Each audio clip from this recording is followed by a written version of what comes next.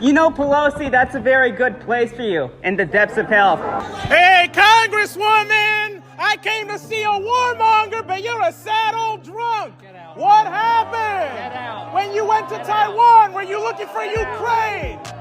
What's going on, folks? So a few protesters confronted Nancy Pelosi at some sort of speaking event, and we'll watch that full clip. Apparently, Bob Lee, the creator of Cash App and former CTO of Square, was stabbed to death late at night in San Francisco, which has some people speculating that seems odd, and others speculating San Francisco is a no-go zone, and being out late at night in a city that run down and lawless could be your last. Republicans lost a huge election in Wisconsin for a Supreme Court position, which is going to have major implications, not just for Wisconsin internally, but also potentially the election and election integrity. Let's have some uncomfortable conversations about that, because as much as the GOP talks about elections, and fundraise off of it, when push comes to shove, it doesn't seem like they really care that much. Are they actually trying to solve the problem, or just endlessly play the victim for political advantage? We'll explore that. Welcome to the Dream Rare podcast. Show starts now. It's the Dream Rare podcast. Welcome to the show. The way to get the news at the desk or on the road. Let's go. God is great and success in our control. The world is crazy, but we get better from obstacles. What's going on, everybody? Welcome to today's episode of the Dream Rare podcast. The second and third story is going to be about the Cash App founder found stabbed to death at like 2:35 a.m. in San Francisco. We're going to talk about that. Some people are saying this doesn't seem random. Others are saying San Francisco is an S-hole and that's just what happens there. We'll talk about it, weigh in on it. I'll read some of your comments. Then the third story I want to talk about is there was a huge election in Wisconsin for a Supreme Court justice, I guess a Supreme Court member of Wisconsin. Republicans lost it, and there's a lot of implications of what's going to happen in the very important swing state of Wisconsin. We'll talk about that. But first, I want to start out with these protesters. I believe they're some of the last of the Mohegans, the last good left-wing anti-war protesters that weren't brainwashed by Pfizer and, war propaganda like 95% of the party. And they confronted Nancy Pelosi, called her a drunk, called her a warmonger. And who am I to stop them from having a bad time? So let's watch that full clip of a bunch of protesters confronting Nancy Pelosi at one of her speaking events that God really wonders who's even going there to listen to her speak unironically. Let's watch. You know, Pelosi, that's a very good place for you in the depths of hell. Because for some reason, you have a very bad obsession of getting us into war. Hey, why is it that you did not admit that there were no WMDs in Iraq? You lied us into a war in Iraq. You got us into an invasion of Afghanistan. Now over 90% of those people are impoverished and are dying. Why don't you tell the truth about Nord Stream? Why did we destroy Nord Stream? We're leaving millions of Germans without energy. You have a knack for getting us into war. People like you should be arrested. You are a war criminal. Hey, Congresswoman, I came to see a warmonger, but you're a sad old drunk. Get out. What happened? Get out. When you went to Taiwan, were you looking for Ukraine? Did we blow up the Nord Stream on accident or on purpose? Did you know about that? Aren't you supposed to be part of the indictment tomorrow? You're a war criminal by definition, Miss Pelosi. You got some nerve. Is that why you're here in Manhattan? Is that why you're here? Because you're getting indicted tomorrow, you goddamn war criminal? How many people have died in your name? How many people have died because of Iraq? All of you forgot about Iraq? Get out of here! Iran, Libya, Syria. Dodd-Frank was always never going to work. If we don't deal with the $600 trillion in derivatives, then there's no chance for this economy. Don't you see it all failed? None of it worked. None of it worked. We need the Democrats to pathetic excuse.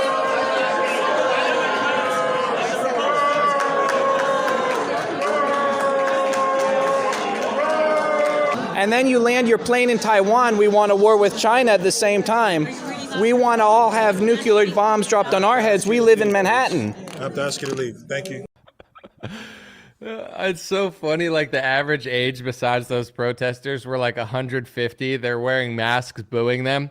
Imagine being there to unironically listen to Nancy Pelosi speak. Be like, boo, we came to listen to Nancy Pelosi speak. I mean, how dare you guys ruin a good time? I mean, we're just out here casually wearing masks at, age 99 to listen to Nancy Pelosi talk to us. What did the first one say? You belong in the depths of hell or something? Man, those guys are pretty legendary. And woman, I think one of them was.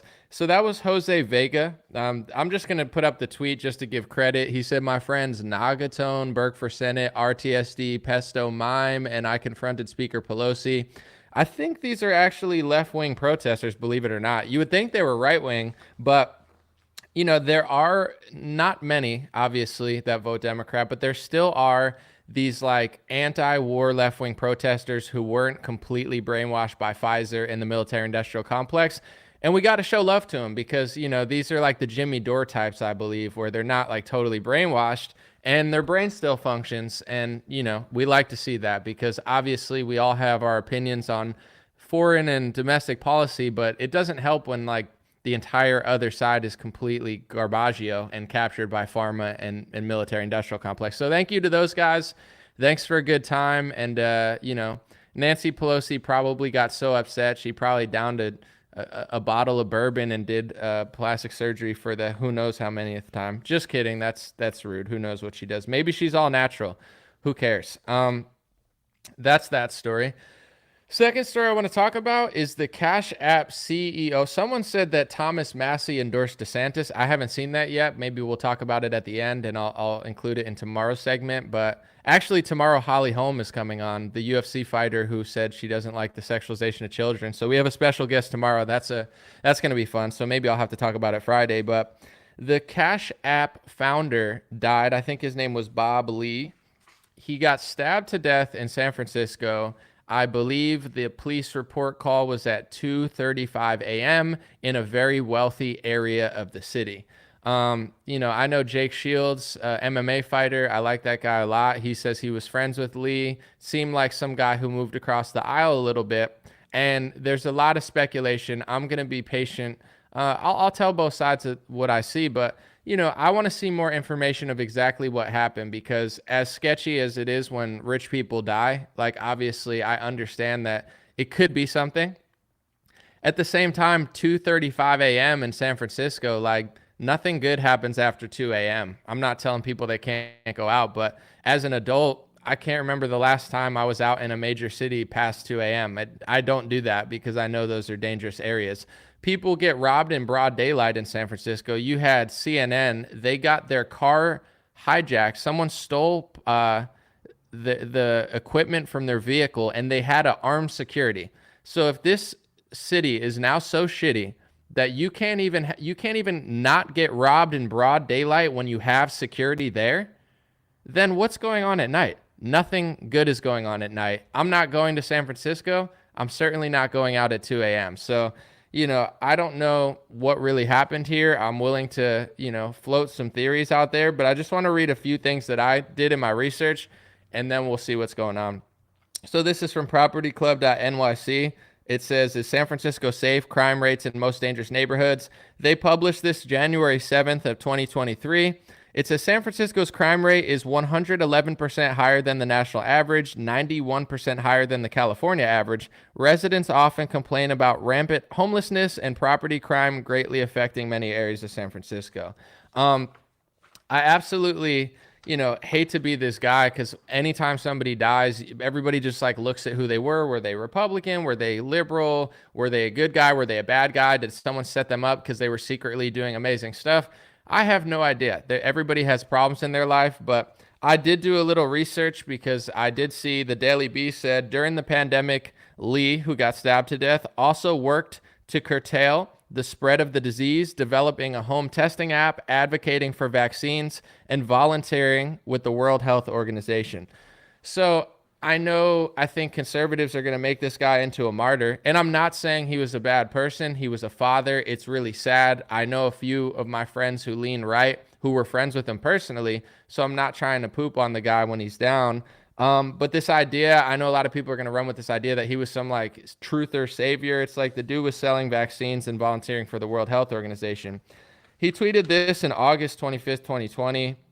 If people you associate with say or do something racist and you don't correct them, you are guilty of racism by association, which is just as bad, perhaps worse, since you know better. When it comes to the racism, if you aren't part of the solution, you're part of the problem. This goes for coworkers, friends, and political parties. So, I mean, at least socially, he seemed like he was extremely far left, saying, not only are you racist if you're racist, but you're even worse than a racist if you don't correct the racist. You're part of the problem. And he's basically doing veiled threats to his coworkers, friends, and political parties like, oh, I know who you are if you don't correct racism. So I'm just saying the right-wingers are going to act like he was some sort of right-wing savior fighting the deep state or something when this guy was selling vaccines for the World Health Organization and crying like a far-left lib guy. And maybe that explains why he was out super late at night in a liberal city at 2:35 a.m. I don't know, but I'll just say this. Some people are speculating that he got, a hit on him because he was rich and successful. I can't rule anything out. I'm not the police. I'm not the detective. I'll wait for more information comes in. It's a possibility. He could have had powerful enemies. He could have, pissed somebody off. But this is just my personal opinion. San Francisco is not safe. People are getting robbed in broad daylight. People are getting robbed when they have private security. Do you know how bad and dangerous a city has to be for you to get your car robbed when you literally have private security standing in front of the car and you still can't stop the robbers? So what do you think happens at night there?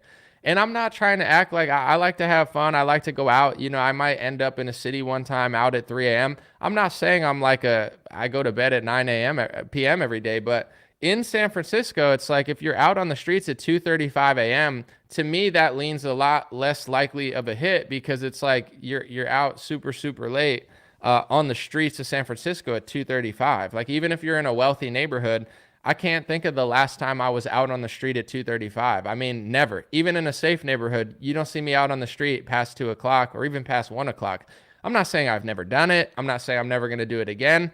But these are things that I think about, even if I'm out at 12 o'clock on the street. I'm just not on these streets anymore. Like I don't feel comfortable doing that. But let me know what you think. God bless the guy and his family. Super, super sad. I'm not trying to just point out bad things when he's dead. I'm just saying he's definitely not like a super right-wing guy like people are going to make him out to be.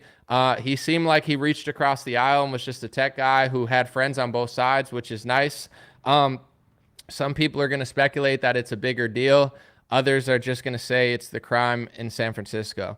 Which is the truth? I don't know. I want to hear more to the story and see why he was on the street at 2:35 and also like what happened. Because when there's people around and there's spectators, sometimes this person got in a fight or a bar fight. Others, they're just walking home and got ran up on. But in my personal perspective, I don't know. San Francisco, late at night, not a safe city.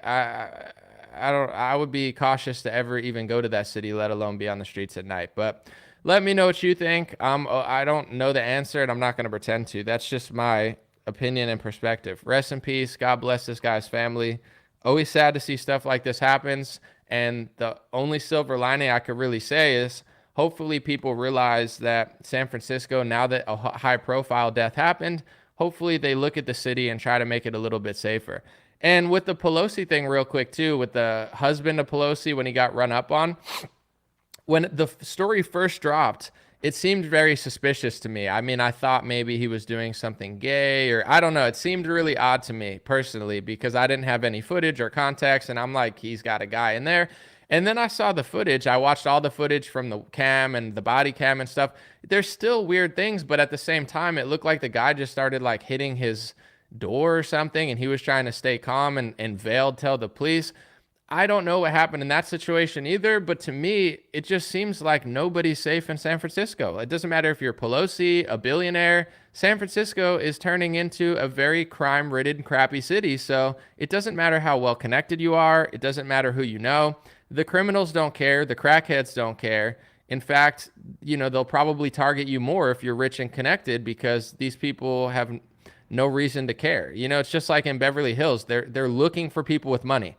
the people that are wearing Rolexes and $50,000 watches, you're the target. It's not like they don't target you because you're rich. Oh, well, I'm rich, so I'm in the nice part of the city. Yeah, the criminals know that also. They know where the rich people are. They know where the money is, so they start to go there now. And when bad things happen in bad parts of the city, it starts to leak out into the good parts of the city. So I don't know. Let me know what you think. That's just my 2 cents, and I pray that these cities stop being so crappy.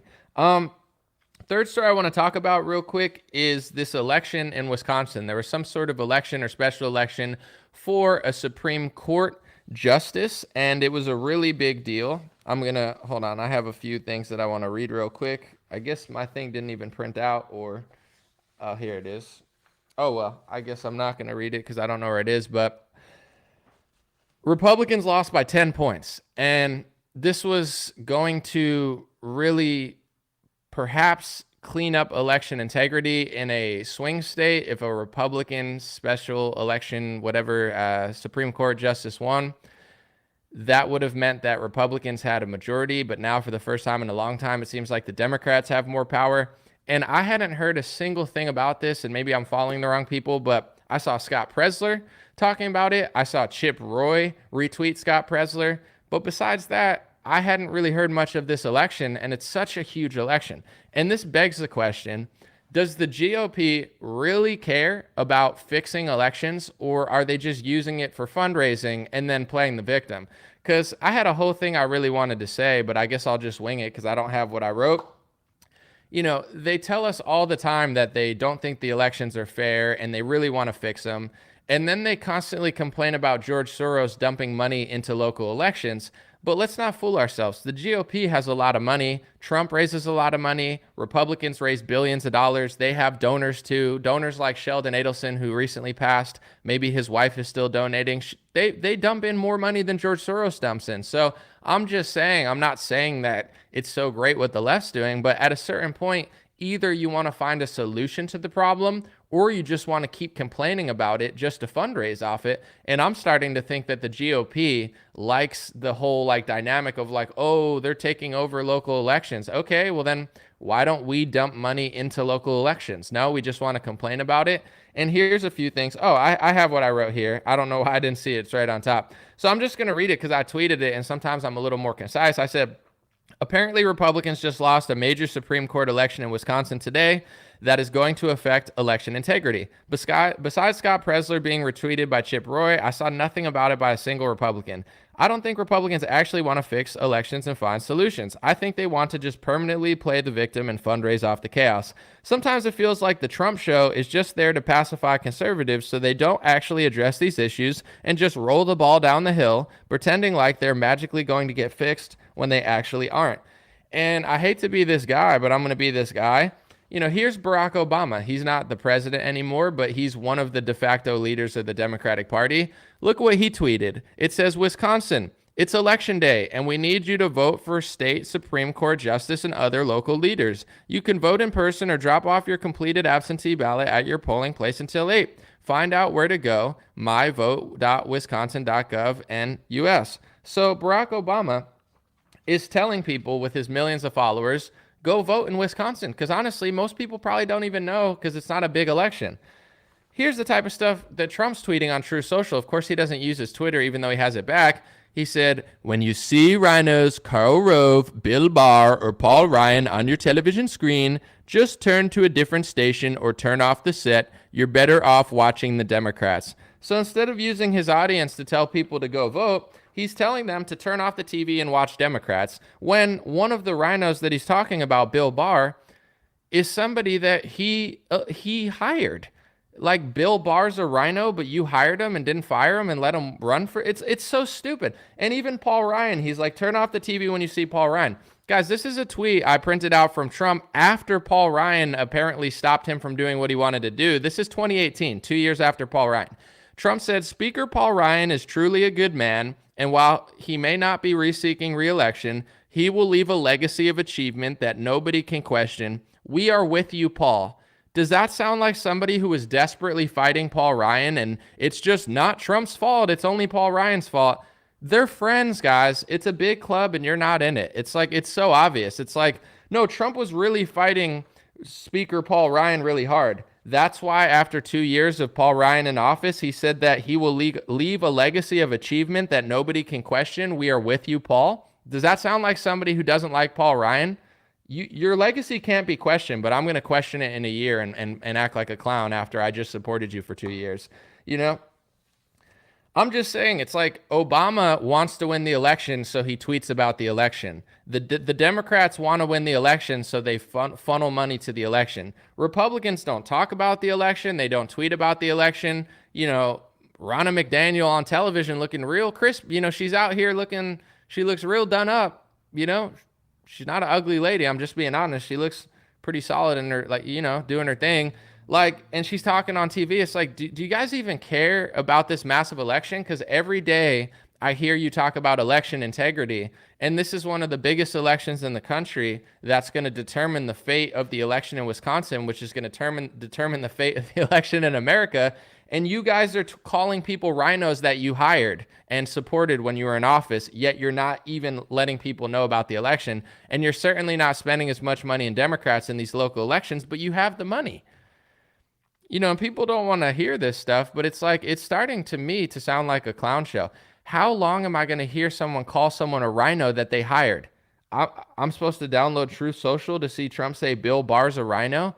Who hired him? Who put him there? You get what I'm saying? I found this clip because somebody, every time I say stuff like this, people send me clips. Here's 2 clips. The first one is of Trump leading a standing ovation for Hillary Clinton after he won president-elect, and when he was getting into office, he led a standing ovation for the Clintons and said he respects them very much. And then after the election, when people were doing lock them up, he's like, no, no, no, no, no. That's before the election. After the election, that doesn't play so well. I mean, I see stuff like this, and I'm like, was I ignoring this with high hopes early on? I mean, let me know what you think. You know, I'll tell you, there is something that I wanted to say, because I was very honored, very, very honored, when I heard that President Bill Clinton and Secretary Hillary Clinton was coming today. And I think it's appropriate to say, and I'd like you to stand up. I'd like you to stand up.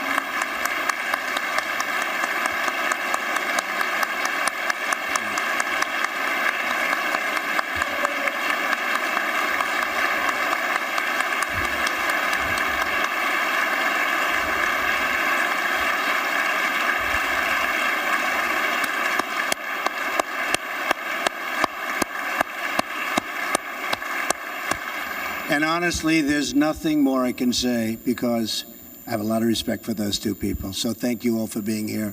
And Hillary, and they were going to Michigan. No, it's okay. No, forget it. That plays great before the election. No, we don't care, right? I mean, I wish I cared as much as other people and I was really buying into this as much, but it's like he ran on lock her up, and then when he got in office, he led a standing ovation and said he respects them very much. And then after the election, when people, I watched like 4 different clips of the chat, like he's at a rally and everyone's like, lock her up. And Trump's like, no, no, no, no, no, no, no, no, no, no, no, no. That's before the election. After the election, that doesn't play so well. It's like, it's getting pretty obvious to me. And I'm just trying to be real. It's like, everyone says to me, well, Paul Ryan, you know, we would have done it if Paul Ryan, like, it's like, he didn't hate Paul Ryan. This isn't before. This isn't hindsight 2020. This is after Paul Ryan. He's saying he's a truly good man. He'll leave a legacy of achievement no one can question. He's with Paul. And then he's on True Social crying about the people that he hired and worked with, yet he's not tweeting like Barack Obama about the Wisconsin election, which would make sense. It's like, you want to fix election integrity, right? You want elections to be clean and fair. Then when there's an election to determine that, you should use your full force to push that. But the Republican Party doesn't care. You know, if Ronna McDaniel is terrible at her job, which most people seem to think, why won't you use your power to get her out and put in somebody better there? To me, this is how it seems. I think the Republican Party are enjoying the victim status. It's like when Biden's in office, they can pretend like they didn't help cause inflation. They can just blame him the same way Biden tries to blame Republicans or Putin. When they're not in office, you know, they get to say, oh my gosh, we're being persecuted. Donate us money. Oh, we're losing the elections. George Soros is dumping so much money into the elections. You guys have money too. You can dump money in. I don't think they want to dump money in. I think they want to use money for their own campaigns and use money for their own purposes. And there's no solution-based stuff. The Republicans that did the best in the elections and the Republicans that flipped Democrat, counties and cities, and these are the Republicans that the Trump base hates. People like Governor Kemp, who won his election pretty soundly. Everybody hates him. Ron DeSantis, who flipped Miami. People don't like him now. So it's like this party's become, I don't know, it's just like a clown show. It's like, he's a rhino, but I hired him. We need election integrity, but when there comes time to do it, we're not going to do anything. We're not even going to talk about it. And then we're going to complain. It's like, I don't know. I feel like we should put more resources into these type of elections and actually pump it. Say what you want about Scott Presler, but he does more than the GOP seems to be doing. Like, he's raising awareness. He's signing people up. It's just one guy like running around the country desperately actually cares about elections, and no one else does. I don't know. To me, someone said I got frozen. I don't know. Hopefully I'm unfrozen. I don't know what's going on. Someone said that Massey endorsed DeSantis. I think Massey seems like the most honorable person in Congress, so that says a lot. We'll look into that story more when I know more. But to me, it seems like Trump is just like a pacifier. Like, here's the thing that you're going to run circles around, but nothing's really going to get done. And if Trump wasn't there, say there was no Trump and there was no like false story of like, oh, I'm going to arrest the deep state even though I hire them, and I hate Hillary even though I'm friends with her, and Paul Ryan's so bad except the fact that I worked with him for 2 years. Like, Trump is a big pacifier because while he's there, people are like, oh, he's going to do it. Even though he didn't do it, he's not going to do it. He's friends with these people. He did take the money. He's just the same. No, but he's different. It's like without Trump, everybody would realize, oh, yeah, no one is there to save us, so now we have to be a part of the change. But he's like the perfect person to just stick there, and then everyone's like, oh yeah, he's got it. If Mike Pence hires Bill Barr, that's bad. But if Trump hires Bill Barr, it's Bill Barr's a rhino. Okay, then why did he hire him? Oh, because he had to. So he isn't in control of his own life? No, he is in control. He's not emboldened by the donors. Then why did he hire people so bad? He got fooled. Wait, so he's a fool? Well, no. He just got tricked. So he gets tricked. That's not a good leadership tactic. If you're getting tricked all the time, maybe AOC's getting tricked, right? She's really secretly smart. She just gets tricked all the time by liberals. It's like the excuses are becoming like hilarious. And this is my question to the base and to people. You can answer in the comments. I'm going to read some things. What's your best excuse for why Democrats campaigned on we're going to arrest our political enemies, and they actually did, and Republicans campaigned on we're going to arrest our political enemies, and they didn't? Instead, they hired them. Instead, they told their supporters to shut up. Instead, they set their own supporters up. Instead, they locked down the country. Instead, they did vaccine socialism. They spent more time doing socialism for Pfizer, Moderna, and Johnson & Johnson than they ever did going after Democrats because they're friends with these people that they claim to hate. So that's my question to the base. What's your best excuse for why Republicans did vaccine socialism and spent more time for Pfizer, Moderna, and Johnson & Johnson funneling socialist money to them? What's your best excuse for why they did that instead of going after Democrats? I just want to hear. Maybe there's a good reason. I just don't know one. What's your best excuse for why Republicans fell short? Is it that Paul Ryan was in the way? And even though Trump supported Paul Ryan and said he was a great man whose legacy couldn't be questioned, after 2 years of Paul Ryan, what's the best excuse? Because I'm starting to feel like that's kind of the scam. It's like if people realized that it wasn't happening, Republicans would demand change. But if you could give somebody a character that they think is going to change it when he didn't change it, then you can kind of just kick the can down the road for 10 years. It's like, yeah, it's like here's a 4-year little circus, and now it takes people longer to realize that it's not getting done. Someone said anomaly, not all Republicans are friends with Democrats. Absolutely. I agree with that. I'm not saying they are. Someone said because Republicans are a fake party and part of the paradigm. There's some good ones. There's some bad ones. But I think at the end of the day, this is not me just pointing the finger saying, oh, it's all their fault. It's up to the base. Like if the base wants to funnel money to this stuff, if you give them money when they do some sort of like circus, they're going to keep doing the circus. You know what I'm saying? It's like rewarding a dog or something, or like your kid. It's like if your kid scribbles on the wall and you give him, a binky and a freaking lollipop, then he's going to keep doing it. So it's like Republicans at this point have no incentive to do the right thing, in my opinion, because they get rewarded every time they put on a clown show. And I'll say this too. When it comes to fixing the solutions, I think there's a few things that we could do to talk about solutions. One, and this is where I don't see the GOP and a lot of the base doing it, because let's be honest, the GOP is Trump's party right now. Trump really calls the shots. It's just true. It's his party. It's about him. Everybody likes him more than they like anyone else. And it's pretty much, I mean, on a local level, maybe people will go against him, but on a national level, it's Trump's party right now until anything changes.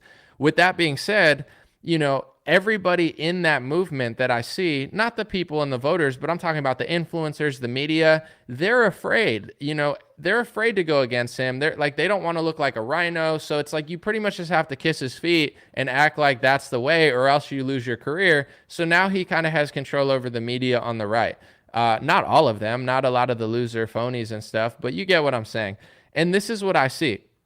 In order to win an election, we have to be honest with ourselves, especially swing states, especially suburban women and the kids. The truth is, women vote more Democrat. The truth is, kids vote more Democrat. The truth is, the kids are getting further left. The truth is, they don't like Republicans. The truth is, Republicans don't do a good job to reach out to these kids. And the truth is, Republicans' messaging to women is not great. It could be better. It's not all our fault, but I'm not even impressed with 95% of the media coming out. So if I don't even like it and I'm a voter for the party, what the hell do they think independents and swing voters are thinking? So, in order to solve that problem, we have to be honest with it and speak the truth. Be like, listen, women are voting more Democrat, kids are voting way more Democrat, and they're voting more, and we need to convince these kids and these women that we're the better party. But when I talk to people that are deeply entrenched in MAGA, they want to act like it doesn't even exist because they're just so caught in their echo chamber. I'll hear things like, oh, that's not true. The kids are secretly Republican. It's a lie. No, it's not. We won all the states. Everything's election fraud, and we're secretly winning all the states, and every city would go red if it was a fair election. No, liberals really exist. We have to be honest. Liberals exist. Someone said everyone's gay now. I mean, they're making the kids super gay and super liberal. It's just true. So it's like, in order to, turn the tides on the cultural thing, we have to be honest with it. You get what I'm saying? Like, if you're down 50 at halftime, you can't say you're up 40. That's just called like hallucination. That means you have a mental illness. So we have to be realistic and say, in order to fix these problems, we have to address them. But in MAGA world, for me, it's like, screw you. We don't care. We just want to hear things we want to hear, which is why the GOP does what it does. They're just sucking people dry. They know their base is older, and they will suck you dry for every last dollar that you have with these false ideas that they're going to win the future when they're losing the youth and they're losing the women. They don't care, though, because they're just sucking dry the tens of millions of people who already agree with them. For fundraising, that's smart. Yeah, suck the money out of the people and then spend it on, whatever. But when it comes to cultural changing, you got to wake the kids up. You have to have convincing content. I'm not telling people to compromise their values, but when you're doing politics, you want to be convincing. Since 2016, since I had my biggest video in favor of Trump, the reason it got so big, I'll tell you the psychology behind it, is I wasn't screaming, build a wall, build a wall, build a wall. Because if you scream, build a wall, the GOP can raise $100 million off you. And I'm not saying to not build a wall. I think they should build a wall, bigger and fill in the gaps. I'm just saying, do you want to convince the other side? My video with the most views was, here's why Trump's not that bad, and I didn't even vote for him the first time, and I'm not a lifelong Republican, and I'm not trying to come at you like just a generic Republican. And I got millions of messages, comments, people saying, my parents now watch Fox News instead of CNN, and I'm like, I wouldn't watch that too much anyway, but it's better than CNN. That worked. It worked because I wasn't approaching it like a MAGA, but this party is becoming that party. I'm not saying not to get stuff done in politics, but it's like the delusion in the right is like, oh no, everyone's secretly on our side and the elections are all It's like, no, have you ever been to a city? It's very liberal. The kids are liberal. The women are liberal. Most of the husbands are like beta males. So their wife is running, their family anyway. It's like they don't even have a say in their own family. So liberalism is taking over the schools. It's taking over the media. It's taking over the minds of the masses. And yes, there are a lot of conservatives and a lot of people are coming back to Christ and a lot of people are waking up. There's a spiritual and an information battle that's going on. But in order to fix this stuff, we need to get swing voters. We need to wake up women. We need to get to the children. And you do that through compassion, empathy, not just screaming things that only people want to hear at the most, niche Trump rallies. That's fine. I'm not telling people that they can't believe what they believe, but at the end of the day, either you want to win the election or don't. And this is where I'm trying to come in with a solution is there's a few things we have to do. One, create convincing content that actually shifts people's mindset and brings them closer to God, reality, the truth, and try to improve their lives. And in turn, I think when people improve their lives, they wake up to the realities and the false deception of politics. The other thing is actually pay attention to these type of elections in Wisconsin. If you're going to raise $300 million off of an election and say you're fighting election fraud, and then people go to prison, protesting for you, and you don't even give them a single dime, and then you turn around and don't even talk about a Wisconsin Supreme Court election on your, True Social with 30 million people, but then 2 weeks later, you're going to complain about the election, but you missed the election that determines the election, and you're not even talking about it while Obama's talking about it, and Democrats are funneling money there, and the GOP is not funneling money. This is not a solution. I'm starting to think that the GOP are just the Washington Generals playing the, Harlem Globetrotters, where it's like you're just there to lose. You show up and you're just controlled opposition. You're just there to put on a uniform, get the ball bounced off your head a few times, and lose the game. Like, they're not trying to win. They're not trying to win these elections. They're not trying to counter George Soros PAC money. They're trying to basically do self-serving stuff. You look at the leader of the GOP, she looks like, she's all done up. That's cute, but this isn't a beauty pageant. That's fine. I'd rather her be pretty than ugly, but let's just be honest, And then you look at Trump, say what you want, but it's all about him. He doesn't give a crap. You think he cares about an election in Wisconsin unless that person's at Mar-a-Lago licking the dirt off his shoes? I don't think he really gives a crap. He'll get $50 million more fundraising off elections while ignoring actual elections that matter. These people don't care. And the thing is, I'm not even blaming him or Ronna McDaniel, because I'm sure that's a difficult job that nobody wants. But the truth is, it's up to us.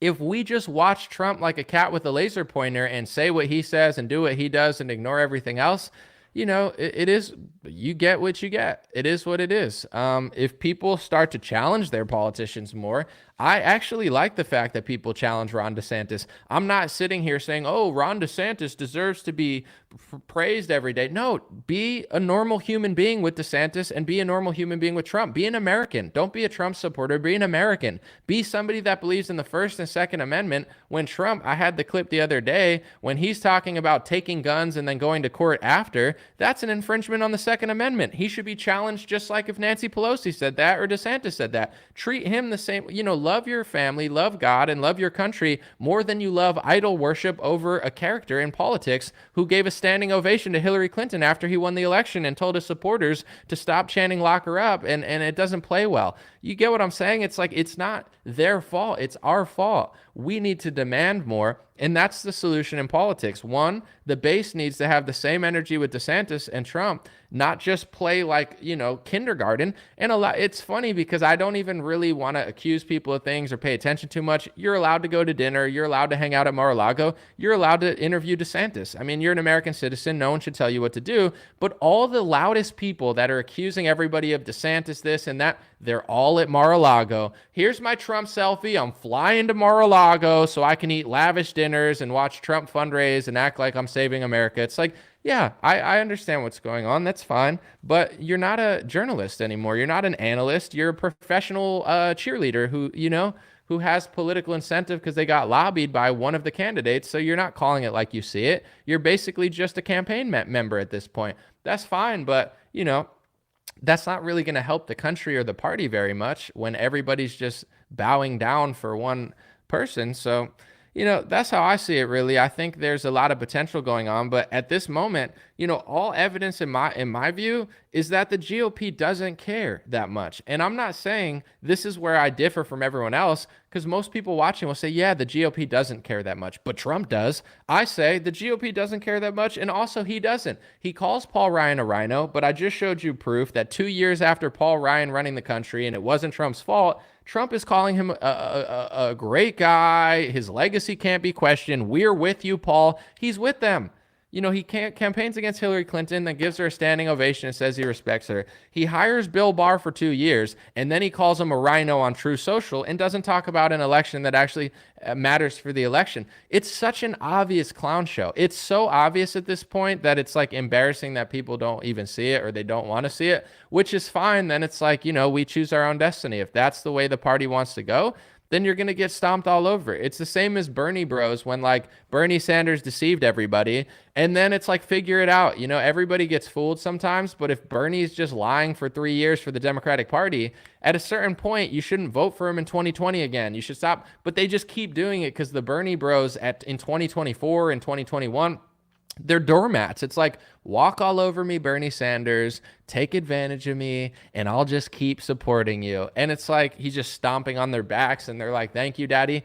Learn your lesson. Same thing with Trump supporters and conservatives. It's like, if you want to get walked all over and you want to be a doormat for politicians, then that's fine, but don't expect change. I mean, I guess you could pretend like it's going to happen or something and role play, but, love America and the Constitution and the truth more than you care about these characters. To me, it seems like they're just basically there to prevent the movement of anything else. It's like filling a hole with something that's not really moving so no one else can kind of fill the void and do it.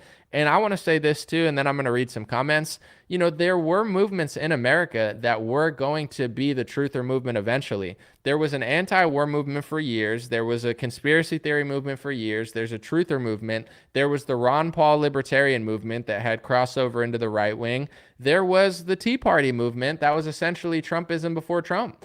He used all those. He kind of capitalized on all those. He capitalized on the outsider thing. And now he's sitting there hiring deep state people while telling you that he got tricked or he learned or he's not. It's like, to me, just as much as he deserves credit for waking everybody up, he's really filling a gap that's been boiling for 30 years. And just, it's like, either do something, bro, or get out of the way and let somebody else do it. Because, at this point, I don't see that I like, oh, if he endorsed you, you owe your whole life to him. It's like, it's politics, dude. Nothing works like that in the real world. If the quarterback won the Super Bowl 3 years ago, but he's thrown 50 interceptions now, you don't pay him the big money and he doesn't get to be the starter anymore. This is competition. This is free market. This is, everybody wants to be like, oh, everyone should drop out. It's like, that's called communism. Everyone has to drop out. There's no Republican primary. I mean, these are the biggest supporters of the guy. Rick Grinnell, Alex Bruchowitz, they're all saying everyone should drop out. That's not free market capitalism. That's not a republic. That's like a communist mentality to just be like, everyone get out of the way. There's no competition. There's no questioning. How is that going to breed greatness the same way that competition is going to breed greatness? It's not. We need competition. We need a Republican primary. We need people in there kind of stirring up the pot to challenge him. If not, he's basically just blocking all of these movements that have been working for 30 years and just sitting in the void and just putting on a show. Let me know what you guys think. That's what I think. And hopefully some of these next local elections, whether it be DA, mayor, etc., the GOP has a lot of money. A lot of people in fundraising have a lot of money. I think it's time for them to start to analyze these things and spend a couple $1 million on them. They'll spend $1 billion, $2 billion on an election and lose it. You know what I'm saying? They've done that before. Here's a $500 million, lose the election. All it takes is a couple million to compete with Democrats in local elections. They should start doing it. If Soros is dumping money into PACs, then where's our counter to it? Where's our solution? Do you want a solution, or do you want to just continuously fundraise off the problem and put on a show? Because it's starting to seem like a show to me. Let me read some comments. Someone said the Republican establishment is going to give Trump the nomination without opposition so he can lose and the establishment on both sides can continue to run the country. Here's what I'll say. I mean, Joe Biden is very bad. It's going to be close because Joe Biden's so bad, but I truly believe in order to win these close elections, you have to reach out to the youth and you have to reach out to the women. I'm not saying you have to compromise your values. I'm not saying you have to give in on stuff, but you do have to make an effort to try to figure out how to present it to them. And this is my one issue with the messaging. I'm not asking Trump to be soft or weak. In my opinion, he was weak on a lot of things. It's just he did it in a roughhouser way, which was fine with me. But at the end of the day, when I talk to people that are deep in this stuff and people that are the type to go to rallies, and I'm not knocking rallies. Rallies are cool. People are great. I'm not saying there's bad people. There's a lot of common sense people there too. Maybe this is just the influencer class and the media that's controlling the movement now. But you talk to these people and they're in total denial. It's like all they do is suck up donor money, go to Mar-a-Lago, say that liberals don't exist. We won all the cities. They're just cheating in all the cities. Like there's no effort to actually flip the script on women and the kids and try to get them more conservative. Because in these people's heads, they're already conservative. The liberals don't really have that many people. They absolutely do have a lot of people. And in order to win against Biden, whether it's Trump or DeSantis, there needs to be an attempt to reach out to people who are on the fence or to strategically convince people to flip their mindset, which is very difficult to do. A lot of times these people go further and further into their delusion because they're watching people on the right who just act like idiots. And it's like, oh, it makes you feel like you're right. If you're left wing and you're just watching the worst of the worst on the right, you're like, oh, I must be right because I'm not them. And they do the same thing on the right wing. They show you the worst of the left wing, which isn't hard because most of them are terrible now. And it makes people be like, well, I must be right because I'm not them. And that's part of the paradigm is like, you get two options, they throw you against each other, and then people define themselves by what they're not. And the parties do that as well. You have to vote for me. You're not going to vote for the other side. They both do it. And that's part of their little grift, So it's up to us to break that paradigm, challenge our side a little bit more, and also be realistic where it's like, there are ways to wake up people. We all at some point woke up to something, right?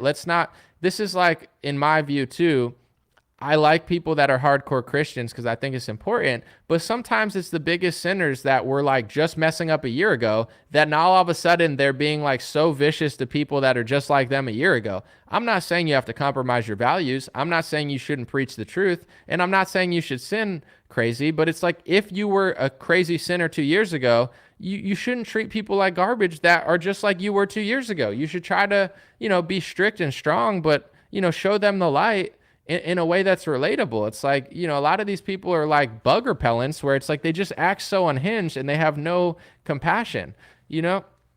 I really think, and I'm not saying this just to brag, one of my biggest videos ever was that Trump video of why Trump's not that bad. I think it got 20 or 30 million views. I mean, that's a lot of views. It got millions of shares on Facebook, millions. It's my biggest video ever.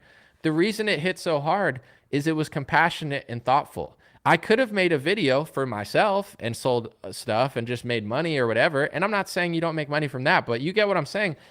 I wanted it to be effective. When I go into a video, I'm not speaking just to myself. Yeah, I believe what I say or else I wouldn't say it. So I don't need to convince myself. I appreciate people who like me, and I'm not trying to turn my back on those who like me and agree with me the most. I love you and I appreciate you more than people who don't agree with me. But if I'm going to make content, I can't just make self-serving content. That's what a lot of people are doing. They're making self-serving stuff, which is fine in a free market. Get your money. Get your dinners, turn into a politician, suck up money, sell t-shirts. Everybody's got to make money. I'm not knocking the business of it, but I believe my purpose is deeper. And I believe a lot of people's purpose are deeper, where it's like, do you want to just make money and just reach a market? Or do you want to wake up millions of people? Do you want to change an election by waking up enough people that could swing a state with 10,000 votes? Like, that's my view has always been that. It's like, yes, I love the people who agree with me, but really the most effective videos are the ones that you could get a Democrat to watch it and be like, you know what? I don't agree with Anomaly, but I don't hate him. Actually, I still don't like Trump, but that's actually a pretty good point. Those are the videos that matter, not just chucking a bunch of, Trump goes to jail merchandise at Republicans. That makes money. I'm going to buy 5 shirts for my husband. It's like, that's awesome. I want people to make money. I'm not trying to block their shine, but like nobody's making content to wake up the other side because they're acting like the other side doesn't even exist. They're like, oh no, we're winning all the cities. We're not. San Francisco is liberal. New York City's liberal. In the recent election, I had the stats. The cities are going like 83% liberal. Are they cheating a little bit? I wouldn't be shocked, but are there the cities are really liberal. People really feel that way. And the people who don't feel that way are leaving the cities, so they're getting even more liberal. So I'm not saying that you shouldn't look at fairness of election, but it's delusional to be like, oh, no one is the other way. They're all the way I feel. They're not. They're really not. And you're never going to get them to figure out the truth if you just act like they don't exist or it's not real. The biggest cope is when I see people say, oh, the Gen Z is really conservative. They're certainly not. I mean, it sounds good. Yeah, they're really conservative. They're more conservative than millennials.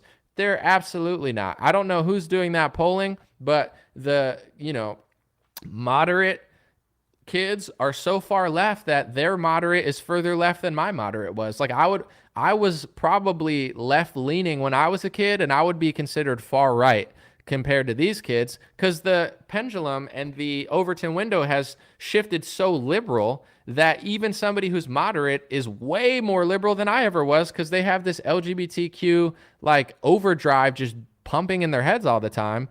And in order to fix the issue and really get kids on the right track, you got to admit it's happening. I know a lot of people do. I know there's people working on it, but sometimes I listen to some echo chambers and they're like, the kids are conservative. And it's like, women vote liberal.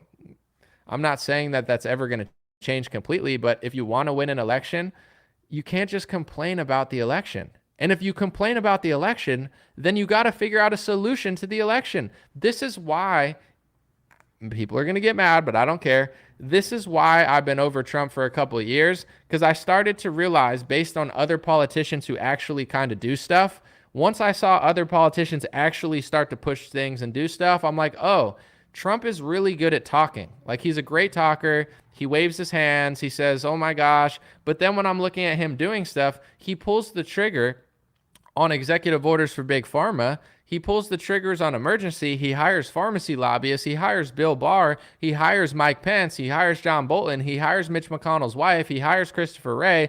90% of his cabinet are the people he pretends to be fighting. But then when push comes to shove on certain issues, I'm like, he doesn't really do that much, So I'm like, I'm tired of this whole, here's the problem. I'm a victim. Oh, I just raised $9 million. Wow. Okay. And then you go to his stuff and it's like, if you're going to be the leader of a political party, and that's literally your job, to lead a political party, you got to talk about the election. Obama's talking about the Wisconsin election. You're not. What type of leader doesn't even tweet or Truth Social about the election that's going to determine the election?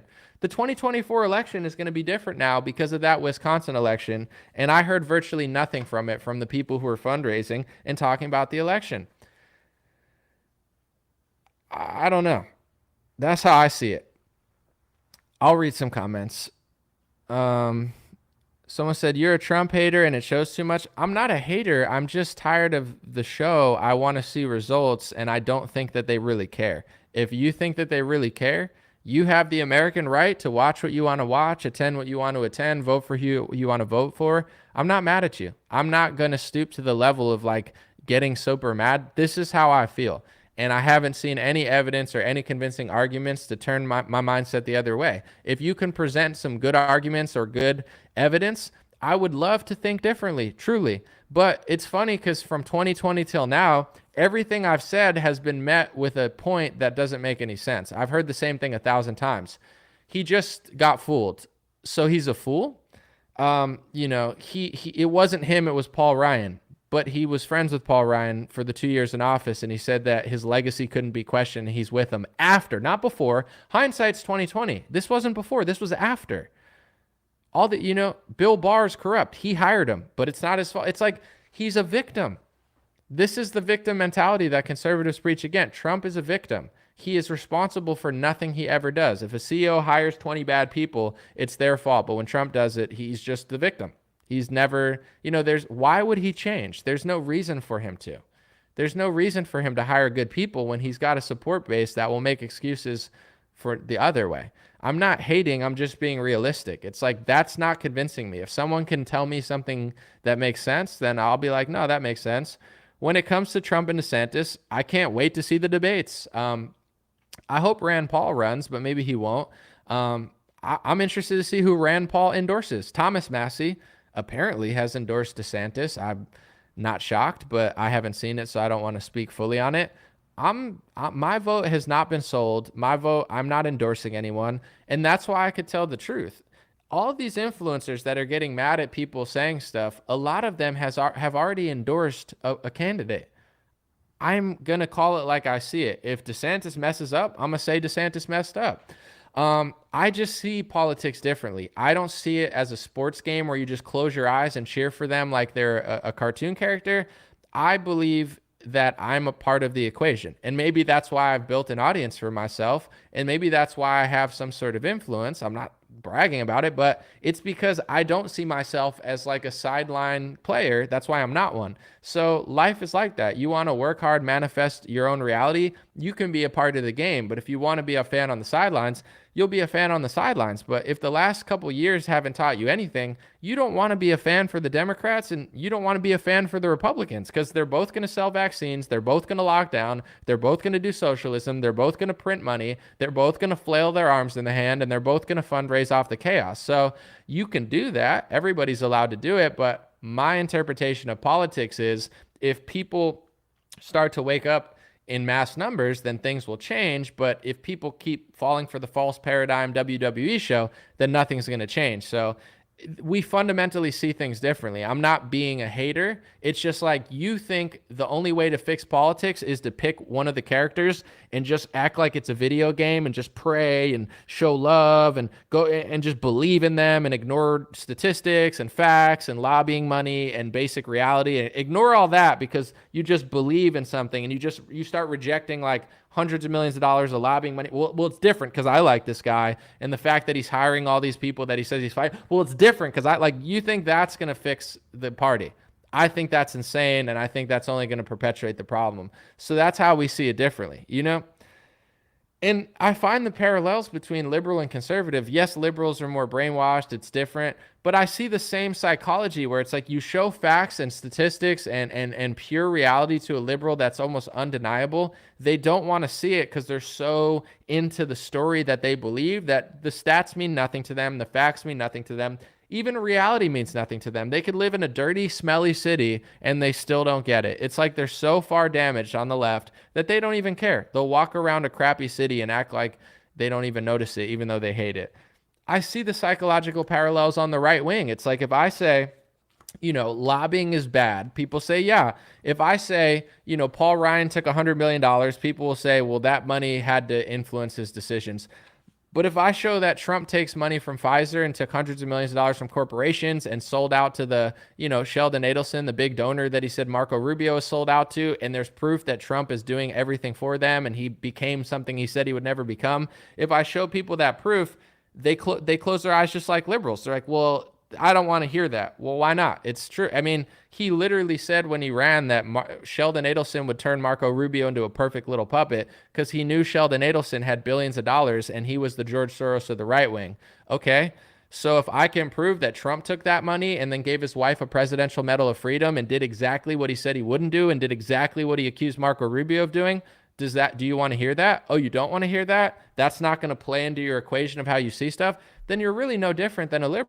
It's the same thing. You ignore reality, facts, statistics, basic observable truth because it interferes with the story in your head that's not real. So I'm not, you can hear my voice. I'm not angry anymore. I'm not upset. I'm not going to fight with people. I'm just going to do my show. If people want to listen, they can. If they don't, that's fine. But I've cracked this code and, a lot of people have also. Let me see. Someone said a lot of people in MAGA and Q will now be claiming that Thomas Massie, easily the best man in federal government, is deep state. Yeah, Thomas Massie's probably the only person that's like completely like actually a decent person. Like you could just feel it when he talks. You could look at the things he passes, how he votes. He was the only one who stood up against the lockdown. Thomas Massie is easily the best guy in Congress. And now because he endorsed DeSantis, everybody's going to turn on him. It is what it is. I mean, I'm not going to. I'm trying to have Thomas on the show to talk to him, but he never answers me. But I'd love to have him on. Let's see. Anomaly, what code have you cracked? Can I get on the stream? I can't let you on right now, but Geometria guy, I would have talked to you, bro, but I don't know. You were a little rude and disrespectful and annoying, so I'm not really interested. But I know you're cracking big codes and stuff, but I'm not really interested in talking to you anymore. Sorry, my guy. Let's see. Someone said you could get sponsored by Head and Shoulders. I wouldn't use their shampoo. I mean, I don't know what the ingredients are, but I'm not really interested in mainstream hair products. Thank you, Patricia. I appreciate it. I'll read a few more. Someone said, true real liberals have been calling out the deep state before Trump, and all the right-wingers' response, if you don't like America, you could leave. Things definitely flipped, the dog. When George Bush was around, for sure, liberals were calling it out more, and people didn't want to hear it. I see the same things kind of happening, where it's like the right wing knows how to play to their base. They'll be like, well, you put an American flag on it. You tell them you're fighting like terrorists or whatever. It's true. But that's the thing is like they know how to just trick both sides. It's like during Bush, liberals were on to the corruption and the deep state. And then Obama came around and some people got it, some people didn't. And then Trump came around and a lot of liberals lost their minds. And now that it flipped, now, it's like it just keeps flipping because they know how to play both sides. It's like in order to pander to a left winger, you just got to do these things like wrap a bomb in a rainbow flag and they'll fall for it. It's sad.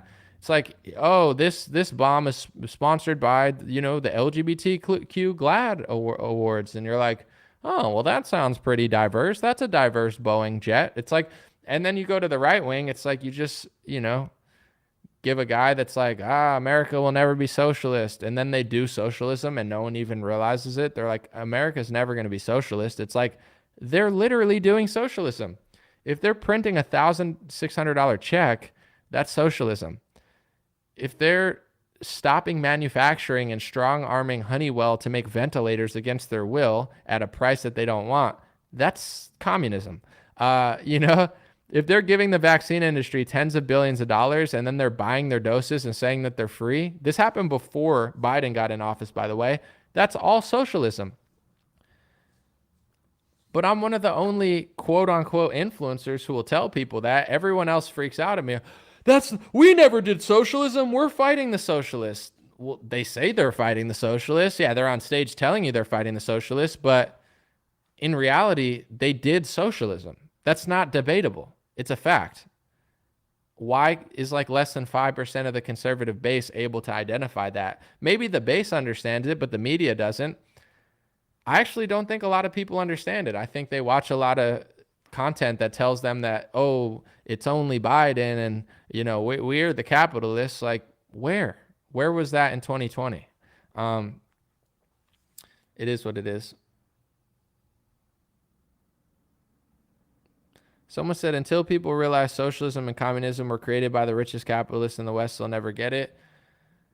Well, I think a free market is good, but at the same time, there needs to be morality. I think morality is the big thing that you can't legislate. If you have free market capitalism and it's really free and it's not just kind of free, you'll have people that will hurt other people for $1, which is not moral. In communism and socialism, everybody knows how it could fail. It's like now you have government monopolies on certain things and you have no competition. That's a disaster. Both sides, I think capitalism and free market and competition is better. But if you don't have a moral society, it doesn't work. And that's the hidden secret. It's like if you have a 100% moral neighborhood and there's zero police, it's going to be safe. If you have a 0% moral neighborhood with 1,000 police, it's not going to be safe. I don't think police are the problem like libertarians and liberals do. The police are not the problem. In fact, I think they help in almost every neighborhood they're in. Some they don't, but most they do. The police aren't the problem. But here's the thing, they're also not the solution. I mean, you throw police in the south side of Chicago, they can only do so much. You throw the police in a nice neighborhood, they don't have to do that much. It's about the morality of the people in a country. So I think capitalism is better, but my point is, Republicans only pretend to be capitalists. They're socialists. They're just like liberals say. They're socialists for the corporations. They're socialists for the vaccine industry. They're socialists for the weapons manufacturers. They just don't care about you. It's like actually a fraud. We'll never be a socialist nation. Operation Warp Speed is socialist. The lockdown was beyond socialist. The Trump checks were Alexandria Ocasio-Cortez-esque universal basic income. Well, there's a virus. I'm sure there is. Just like there's going to be this and that. There's always going to be a crisis. That's how they do it. People don't get it. Well, it makes sense because there's a crisis. Well, then maybe they should take your guns away because of a school shooting. No, they shouldn't, right? They shouldn't use a crisis to take away your stuff. Of course they shouldn't. So why the hell should they do it when Republicans are in office? You get what I'm saying? It's all a game. It's so obvious at this point, but if people like, you would be shocked. I remember I had a debate with the satanic, like skinny guy. What's his name? Styx Hexenhammer, like Mark of the Beast guy. You know, he's like freaking out at me because my whole point in the whole debate was, you know, Biden is responsible for a lot of the inflation. Biden sucks. Biden makes it work. So I'm making no excuses for Biden because he's a disaster. But the Trump administration also deserves a brunt of that as well because they printed $6 trillion in 2020. And they did socialism in 2020. And he freaked out because he's like a Trump propagandist or something. He's like brainwashing a bunch of conservatives to follow the Mark of the Beast scrawny boy, talking about, no, it's only Biden. It's like, how is what I said even a controversial statement? I'm not saying Trump's responsible for 100% of it. I'm not even saying he's responsible for 50% of it. You could pick a percentage, but if you really think it's 100% Democrats and 0% Republicans, you're just as dumb as an Alexandria Ocasio-Cortez supporter. And people who are saying he won the debate, if you don't get the point that I was making and the lack of reality, that it's like there's going to be a stream of somebody who's going to tell you that. If you want to watch that, it's fine. It's just not true. Doesn't matter how many people believe it. It's not true. If you print money the way they did in 2020, it's going to lead to inflation eventually. Probably within a few years. Let me see. Someone said left, right talk. We have to start trying to unite civilians. Well, this is my solution. I mean, everybody has theirs, and everybody, it's always people that aren't doing that much or aren't that impressive that think they're so impressive. It's always like I think they call it like the Dunning-Kruger effect. It's like I've met some of the most successful, great people and they're super nice and chill. And then it's like you meet this like influencer that's not even that smart or interesting and they lie all the time and they're like high off their own supply. They think they're so great. But in general, one of the things that I do that I think is important is self-building. Like at the end of the day, me, you're responsible for your life. You're responsible for your business. You're responsible for your physical routine and mental routine and, whatever type of family life you hold. That's important. And I think that politics has made a lot of people just lean into something and forget about themselves. At the end of the day, whether Trump or Biden's in, you're still you. God made you. He didn't make Biden supporter number 5,473, and he didn't make Trump supporter number 4,246. He made you to lead your family. Trump's not going to lead your family. You're going to lead your family. Trump's not going to wipe your ass at night. You have to wipe your ass at night. So at the end of the day, a lot of people will tell you that politics is the answer and it's the solution. But in my opinion, I try to do character building for myself and for others because that's more important. When someone hits me up and says, I lost 80 pounds listening to you, to me, that's more important than me telling them to go vote in a national election. It's like, these are the things that can fix America. I'm not... Even people who say I hate Trump, I really don't. I'm done with the whole like clown show around it. If you're not, that's fine. But, I just think if people awaken themselves and people want more, they'll get more. I don't see myself as a victim. And say what you want, but the right wing always says this to other people. They say, you know, if you're black and you grew up in the hood, you're not a victim. Pull yourself up by your own bootstraps. But then they say that Donald Trump is a victim because he had to go give his thumbprints in New York City, and then he flew on a private jet to Mar-a-Lago to eat with all your favorite influencers who are lobbied by him and, you know, eat expensive dinners. Like, Trump's a victim because he had to fly to New York and then fly back to Mar-a-Lago, but black people aren't a victim because they were born in the hood. Like, it doesn't actually make sense if you don't have the same energy for yourself. This is why I have nothing in common with these people, because it's all victim mentality. They preach don't play the victim to other people, which is great advice, but all they do is play the victim. We're a victim of George Soros money. We're a victim of the election. We're a victim of this. We're a victim of that. So are you going to solve it? Oh, heavens no. We're just going to complain about it all the time and then cry when someone tries to fix it and then hate on them if Trump doesn't like that. It's like, it's a joke. It's a clown show. You know what I'm saying? I'm not a victim in America. I'm not a victim in my state. I'm not a victim. You're not a victim. You know, if we all did better, everything would change. It's all about personal development and community development, but everybody wants to just lean into politics, have no self-awareness, and they wonder why things aren't getting better. It's like the country's a net sum of everybody, and we're slacking. That's just the truth. So, you know, I'm not hating. It's like, I just don't think the answer is to lean into one guy and act like you're watching Top Gun. Like, I don't see that as the solution. If other people do, there's plenty of content out there of people who will tell you that that's the answer. I just don't see it. Let's see. Serena said, standing upright, living in the word of the Most High. Yeah, and I mean, I have a long way to go. I'm not trying to act like I'm perfect. I'm just trying to, you know, I'm focused on myself and my stuff. I'm not trying to like ignore all my own flaws and stuff and just like lean into politics. Like, I'm just eating ice cream watching Sean Hannity be like, I'm getting fat, I'm ignoring my family, but, you know, damn, I'm going to win because I'm going to vote and hit this guy the money, but he's the victim. But it's like, I just don't see it that way.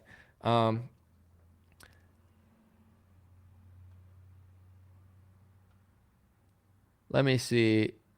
Someone said, if you try to tell the truth, they always try to shame you with calling you a black pill.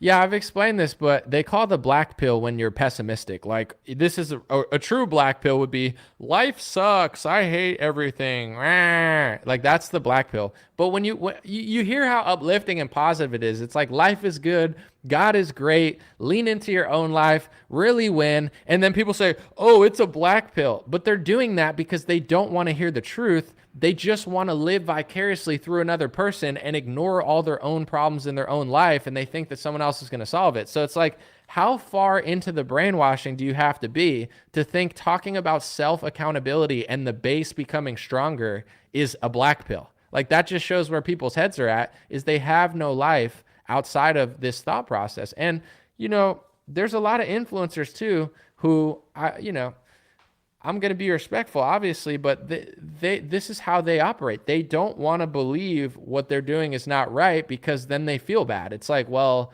I'm not even going to entertain that thought because if that's true, then I'm a phony. It's like, yeah, you're a phony. Exactly. Like, you know, like, I'll just pretend like none of that could even be a possibility. I'm just going to block it out because, you know, it's the same thing as someone so deep into liberal politics and you're like, most of what you're doing is a lie. It's like, I could rationalize, but I just want to ignore it because that would mean like everything. Like, it's a tough pill to swallow when you're going in the wrong direction. You know, it's in any aspect of life. It's a tough pill to swallow. And a lot of people don't want to swallow it, so they just kind of ignore it and think to themselves, well, if that's true, then my whole thing is like wrong, and I'd have to like rebrand my whole thing, and I don't want to do that, so I'll just keep going down this path. You know, a lot of people are a slave to their bias and to their base. Like, for example, it's not easy to go against anything. It's not easy to go against this or that or have an unpopular opinion. It doesn't matter whether you're left wing or right wing. Like, if you're speaking the truth, it's not going to be easy. But as an analyst or an influencer or whatever people are, you have a certain brand. Like, people can say what they want, but the reason I get a lot less hate than a lot of these other right-wingers that are saying similar stuff now is because my brand has always been very similar. There's been differences in how I feel, but people don't realize the casual people who just see certain tweet, This is not the first time I've disagreed with Trump. This is not the first time I've disagreed with DeSantis. I've always tried to call it up the middle. I've never been a all-in type of guy. I've just been like, well, he's doing a damn good job, but I always kind of played it like that. So when I was pivoting and being like, well, I don't agree with that, this wasn't the first time. A lot of people were not doing that. So the first time they did that, it's their base doesn't react the same way. Like I could read the comment section of somebody who's been way more Trump, build a wall. And then they kind of pivot and people are freaking out at them harder than they're freaking out at me because their pivot was more extreme, where mine has always been like kind of similar.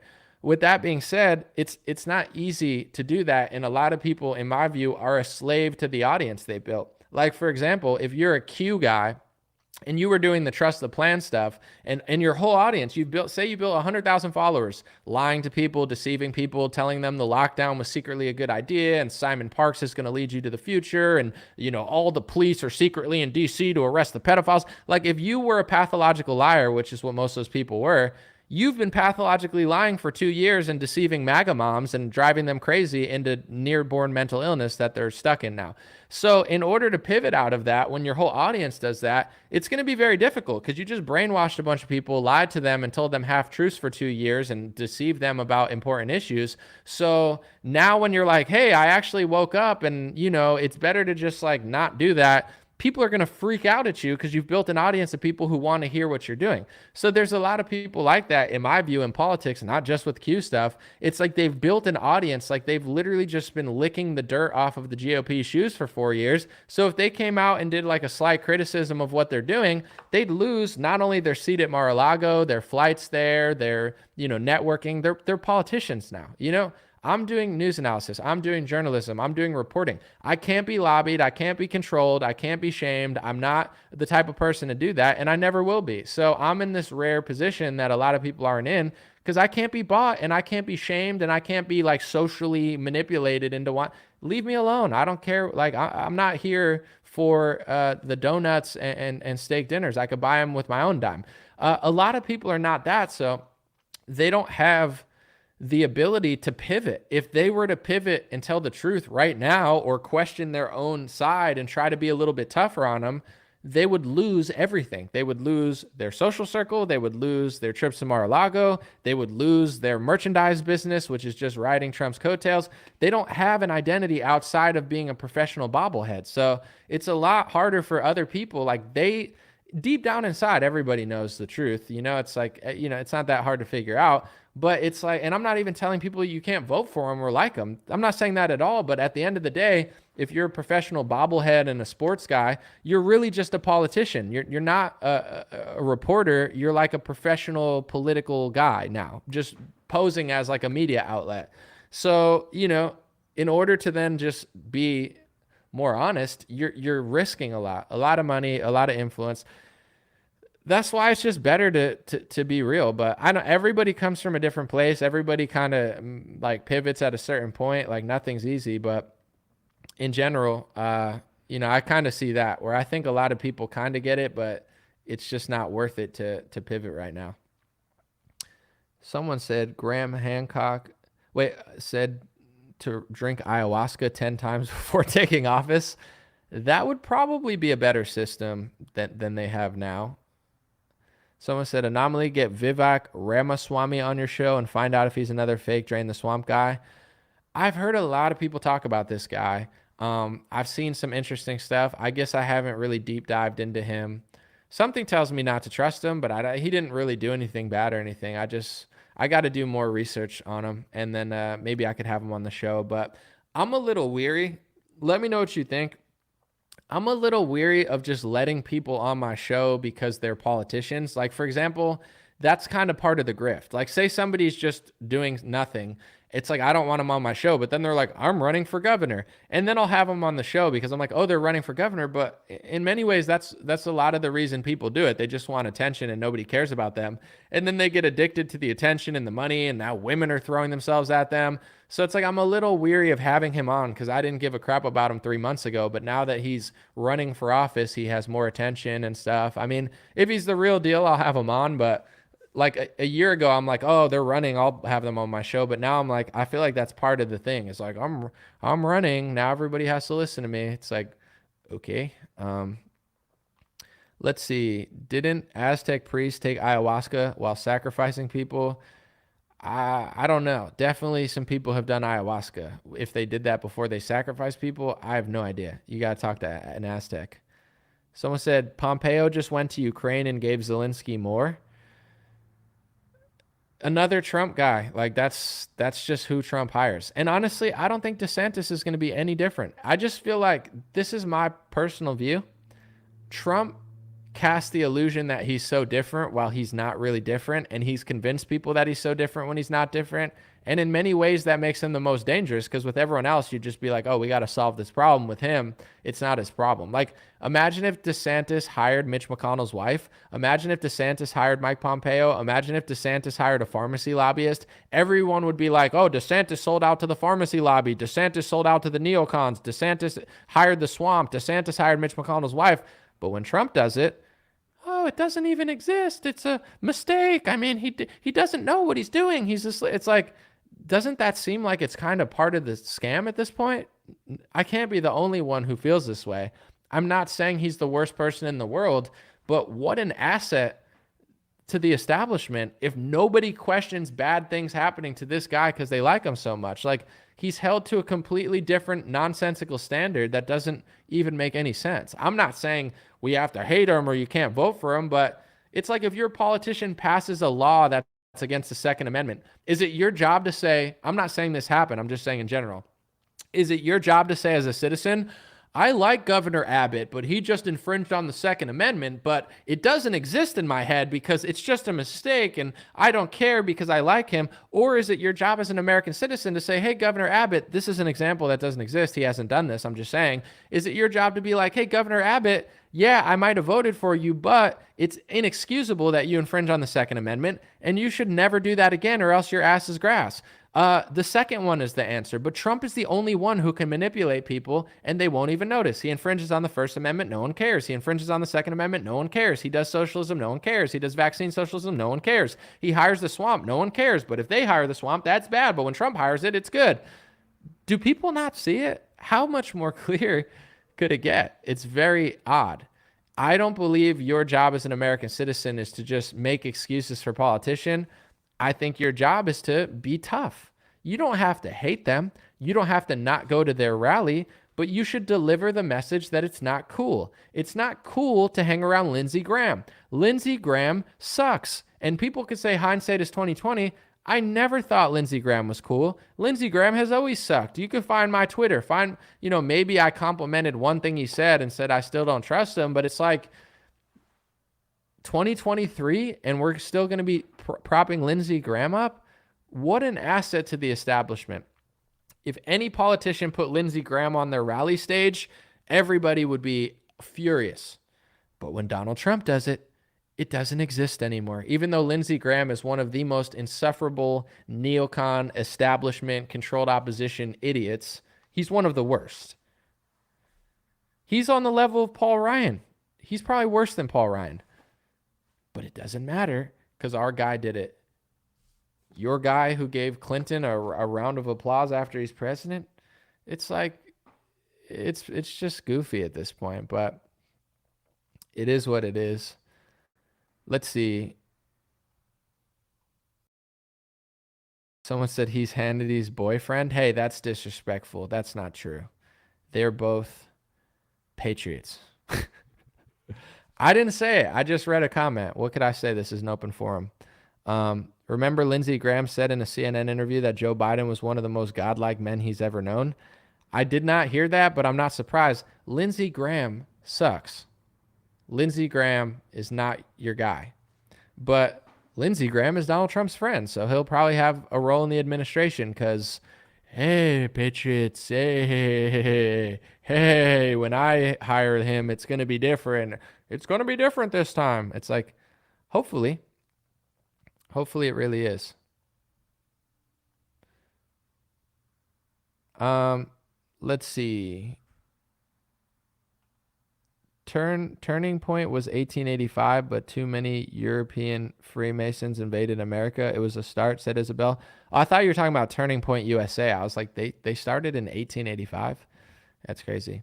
Can we get a preview of the Holly Holm interview? Well, it doesn't exist yet. It's going to be a live interview. The dog said DeSantis passed an anti-Semitic protection bill in 2019. Sorry. He's the biggest Zionist puppet out there, not a Trump supporter. Well, yeah, he did do that, and I reported on that in 2019. Here's the big secret, though. If you look at Mark Levin, right? Mark Levin is supporting DeSantis, but Mark Levin's also supporting Trump. He's like, Trump's our guy, but DeSantis is our guy. Mark Levin likes both of them. You know why? In my opinion, Mark Levin knows that they're both controlled by the same people, so it doesn't matter. You know, the things that the real top of the pyramid, in my view, that's controlling DeSantis, they're also controlling Trump. He's just convincing people that he's not. Is there a chance that one of them rebels and does their own thing? Sure. You know, there's a chance that they both can get different things done. But in my view, I'm not fighting with Trump supporters or DeSantis supporters for a year. I don't feel like arguing over it. I don't care. If you vote for Trump, go ahead. That's your American right. If you vote for DeSantis, go ahead. That's your American right. Me, I haven't picked yet. I want to see more. I want to watch the debates. I want to, time tells all. So I want to see the next year. What does Trump do over the next year? What does DeSantis do over the next year? How do they respond to different things? I want to see all of it. I want to see how it unfolds. I'm not endorsing anybody. I know people will say, "Oh, you like DeSantis." If the election were tomorrow, I would vote a certain way. But the election's not tomorrow. So, every piece of information I want to consider. And I've always been this way for every election. I don't say unless it's like this person that I kind of like versus like a Democrat, then it's like, yeah, I'll say who I'm voting for and I'll tell people. But with an election like Trump and DeSantis, I see the pros, I see the cons, I see the flaws. I'm watching. I'm waiting. I want to see what they do. I want to take it all in. So a lot of people aren't like that, though. A lot of people already made their decision. That's fine. I'm just not that person. In my opinion, though, as in the media, I think people should try to do a better job of calling it like it is. But that's what people need to understand. It's okay to follow whoever you want. Follow whoever you want. I don't care, sports, politician, whatever. It's your life. You get to choose your feed. Just try to identify who's who when it comes to some influencers are not journalists and they're not media reporters. They're bobbleheads and political operatives or political, fanboys, which is if you're getting information from them, you have to understand, well, this person already endorsed that person, so they're not going to call it like they see it. You know what I'm saying?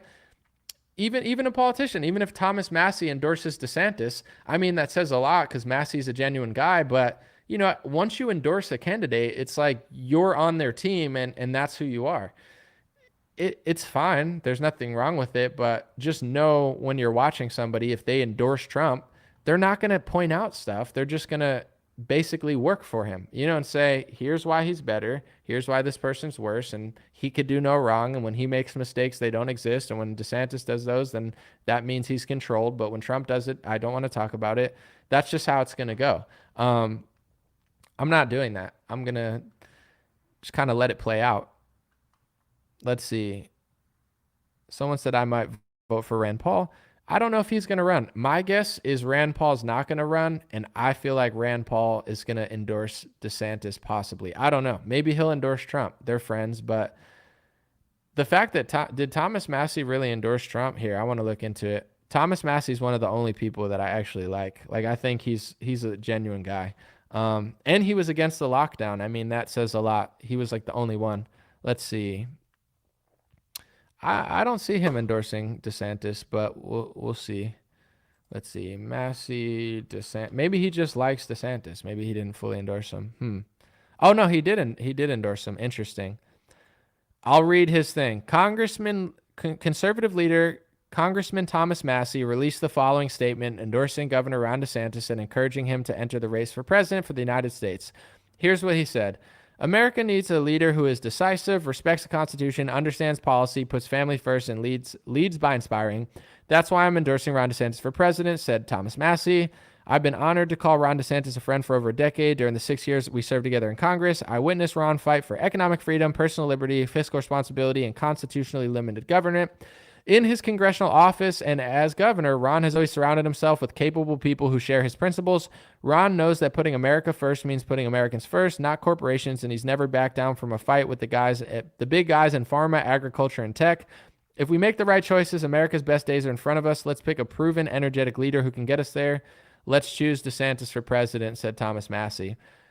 Interesting. In my opinion, a Thomas Massie endorsement is one of the only ones that really matters, because I could count on one hand the politicians that I even semi-trust. So the fact that Thomas Massie thinks that says a lot. I think him saying he hires capable people, that was an interesting part of it, because I think he hires better than Trump. I really do. I wish it wasn't true, but I don't know. Maybe that'll change this time and Trump's learned his lesson, but I look at the type of people around and I'm like, But also there's a lot of sus people around DeSantis. Like some of the people that are backing DeSantis, like the DeSantis operatives or whatever, I don't trust them either. You know what I'm saying? I don't look at like everyone that likes DeSantis like, oh, they're all awesome. There's a lot of people that I don't trust at all that are like, I'm a DeSantis guy. So I see both sides. I do like Thomas Massie though.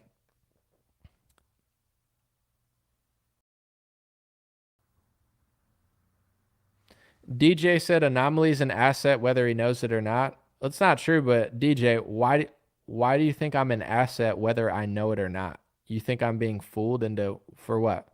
By just being honest and not being lobbied and not letting any politician make me say anything and doing what I want and running my own business and owning 100% of my music and owning 100% of everything I do. I'm one of the only people at this level that owns all my own stuff. I've never compromised. I've never caved. I've never sold out. I've never, so who's telling me what to do? What do you think, DJ? Who's controlling me? Let me know what you think. Someone said 98% of DC needs to be flushed on both sides. Yeah, the problem is a lot of the new people are just as bad as the old ones. They sell out exactly the same. So, you know, there's definitely got to be honorable people that get in there. That would help for sure. I'm an asset to the political system. I'm really not, though. I mean, at the end of the day, I don't think I know there are people who do this. Like I know Andy Frisella from First Form and stuff. There are people that are trying to like, you know, build people up and make them stronger. I'm not you've never heard me say, oh, if you don't vote, nothing matters. I don't say that. I'm not like one of these people that says it's everything or nothing. I literally do the opposite. I'm like, work on yourself. You know, do you think what would the big pharma equivalent of like big self-awareness? Do you think big self-awareness is paying me to say this stuff? Do you think Buddha is lining my pockets? You know, Buddha's like, Anomaly, if you tell people to take care of themselves and, you know, ignore certain things, then, you know, who do you think pays for this stuff? It's not a very lucrative industry. There's in my view, zero lobbyists unless you're like selling some supplement or something. Someone said it's a wig. My hair is not a wig. It's not a wig, okay? I'll address all the bad theories because I find it interesting and entertaining. Anomaly, he's wearing a wig. He works for Big Self-Awareness. Did the industry try to get you to be the next Mac Miller? You don't talk about drugs and sex and they didn't like that? Yeah, I mean, honestly, though, I did make more degenerate music when I was younger, not because anyone told me to, because I was being degenerate and just like in college drinking and smoking and stuff. But yeah, no, I definitely had meetings where they were trying to force that on me. I've told that story. They're like, you should talk about this, like women. And I was like, no. And then they just weren't interested. So that's kind of how it goes, I think. I think, you know, it's bigger than just music. Yeah, they want someone talented, but they really want like a puppet. You look at some of these K-pop groups or One Direction, you know, they're talented. Don't get me wrong. These kids are super talented, but it's like dance, sing this song. You know, they want somebody that doesn't really like have a big opinion. If you have like a huge opinion, the music industry is not going to be super pumped on it. Like, oh, I want to talk about like conspiracy theories. It's like, Yeah, no, like we'd rather, like, you know, I'm not that special. Like, obviously I think I'm good at what I do, but I'm not that special. There's hundreds of boy band singers who could sing better than I could sing. So I'm self-aware. It's not like they need me, you know. They're like, if you don't want to do this, someone else will do it, you know. Like, we'll find somebody on America's Got Talent who will just like sing the songs we write for them. Someone said, hey, Anomaly, why don't you run for president? I'd vote for you. Well, I think you have to be a certain age. I don't think I'm old enough. I don't think someone in their 30s should be president. I think at least 40s. I do think that it's smart to have a family first. You know, my goal in life is not to like get into politics and get a lot of attention. I want to have a wife and kids. So I think that's probably a better move for my early 30s than politics. And then, you know, once all that's in line, I probably still won't run for politics because it's just an ugly, demonic world. I'm more likely. No, I'm 33. I'm not 35, but I'm more likely to like live on a farm probably than to like go to Washington. I don't like Washington D.C. No offense, if anyone lives there, but I've been there once to go to the White House. I'm not a huge fan of everything's so political there. I feel like everything's a setup. Like everyone's like on their phone. They're like, buy, sell, sell, sell. Well, Nancy Pelosi, like everybody's like, it's a bunch of like wannabes. And it's like, ew, get me out of here. You know, it's like, I got to listen to like loud phone conversations about politics. Cool. Wow. Oh, my mommy got me a job with the DNC. It's like, I'm like, ew. DC made me happy to go back to Los Angeles. The only place I've ever gone that made me happy to go back to LA was DC. I was like, yo, get me back to Los Angeles. Los Angeles isn't even as bad as DC, in my opinion. Just like the vibes and the political culture. Someone said, I really don't get how Latinos can name their boy babies Jesus. I don't know. It's kind of epic. Like, you know, I like the fact that they name kids Jesus. I think that's kind of fire. Like, yeah, you don't want your kid to be Jesus, but it's like respectful. It's like, you know, when you're, I guess Muslims name their kid Muhammad and not Allah. Yeah, I don't know. I mean, I'm not mad at Hispanics. So I like the fact that they love Jesus and they name their kids after him. It's an honorable thing. You know, people name their kid Joseph and Mary, and it's not because they're trying to act like Joseph or Mary. They're just trying to honor the legends. So Joshua, exactly. You know, I love a good Bible name. I think there should be more white Jesuses, but, you know, I don't know. It's not up to me. Let's make it interesting. Read my comments. Unfortunately, that's the only comment I saw. I apologize. DC felt like the fall of a Roman Empire. It's just weird to see the duality of like, here's the White House and here's some crackhead on the street. It's like, it's embarrassing. It's like, how is the country supposed to be good if you can't even clean up the capital city? It's just sad. Every capital's like that. Sacramento.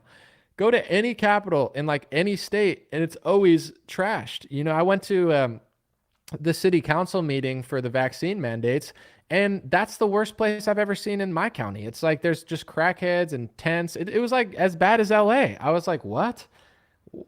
I mean, that's all you need to know about politics is like the capital city in almost every state and in our country is one of the most rundown. It's like you have these nice buildings, and then right outside the buildings are tents and trash and homelessness. It really says a lot, you know, that the message is portrayed in the image of that.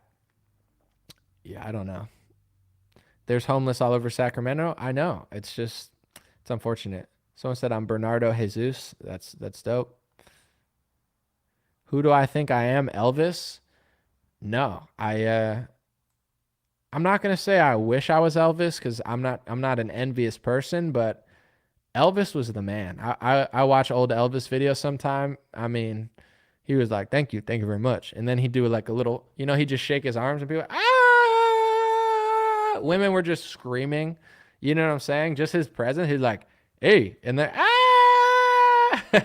It was like the original, like, you know, he's the original pop star. Just his presence. All he had to do is move his hip one time and like ladies would like faint.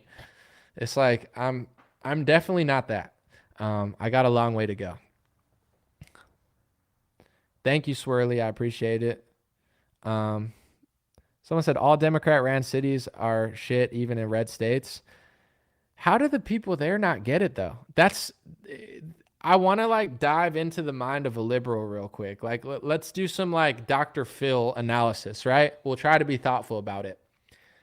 Say you live in like a bad Democrat city and like you're getting robbed, your car's getting broken into, it's not safe. Like, what's going on that you're still like watching TV? You're like, yeah, my city might be falling apart, but at least I'm not Tucker Carlson. Tucker Carlson, I mean, what the heck? He lives in Maine with his family. He fishes. It's clean, but you know, it's like, what is going on in these people's heads? I think you just have to go back to like biblical sins also, where it's like envy, jealousy, you know, lack of self-awareness isn't like an original sin, but you know what I'm saying? Like sloth, you know, I'm trying to think of like gluttony. You know, it all goes back to the Bible in my view. It's like it's just sin. Like when everybody makes mistakes, but when you're leaning into these things and you can't see past it, like if you're a sloth and then you're also like envious and jealous and you know you're egotistical and you just don't want to admit it, like this has to be what it is, because it's like the truth is around you. You know what I'm saying? At a certain point, if you live in San Francisco, don't you have a moment where you're like, you know, I might be a Democrat, but the Republicans are right about crime. Yeah, you know, like do Democrats have that moment? You get what I'm saying? Where they're like, maybe I don't like Republicans, but they are right about crime. It is getting worse here, and liberals don't seem to care. Like, don't you have that moment? But I feel like their brain is scrambled because it's like just too much pride. You know, pride is one that I forgot. That's probably the biggest one. Well, I have a PhD from a tech company, so I can't be wrong. I'm so much smarter than people in Tennessee. And, you know, like they have this sort of pride about them that they think that they're so much better and so much smarter than middle Americans. Yet uneducated people that they hate are voting better than they are. So it's like, what does it say that you're dumber than someone who didn't finish high school or college? Like, it means that you're not actually smart. It means that you're going to college and getting dumber. You might know big words. You might be like reading books. Yeah, maybe you have a better vocabulary than somebody, you know, that's doing construction or working, you know, at a mechanic place in like Kansas, but you're stupider than them. You just don't want to admit you're stupider than them because it hurts your feelings, but you're actually dumber. You went to Berkeley for 8 years and you're dumb. And these people that you hate so much in middle America, they have like actual principles of reality in line, so they can do things that actually matter. They can like build things and construct things, and they understand like up is up, down is down, and like gender isn't confusing them. But if you go to school for 8 years and you have a PhD and you're confused by gender, you're not that smart. You know what I'm saying? The average person who didn't even finish high school is going to be smarter than you on like a deep level. So I think pride is a big one. I think that liberals have too much pride. And I think a lot of Republicans have a lot of pride too. And I think, you know, it damages both sides because they just don't want to admit they were wrong, and they just don't want to admit that their side might be in on it. And I think that's like a main driver. That's a main driver of what's going on. And like the left is even more stubborn than the right. When I grew up, the right seemed so stubborn, you know, like, oh, they're so stubborn. They like George Bush and they don't get it and they think they're patriots. I always thought Republicans were more stubborn. And then I met liberals in like 2018 and it's like, what the hell? You guys are definitely worse.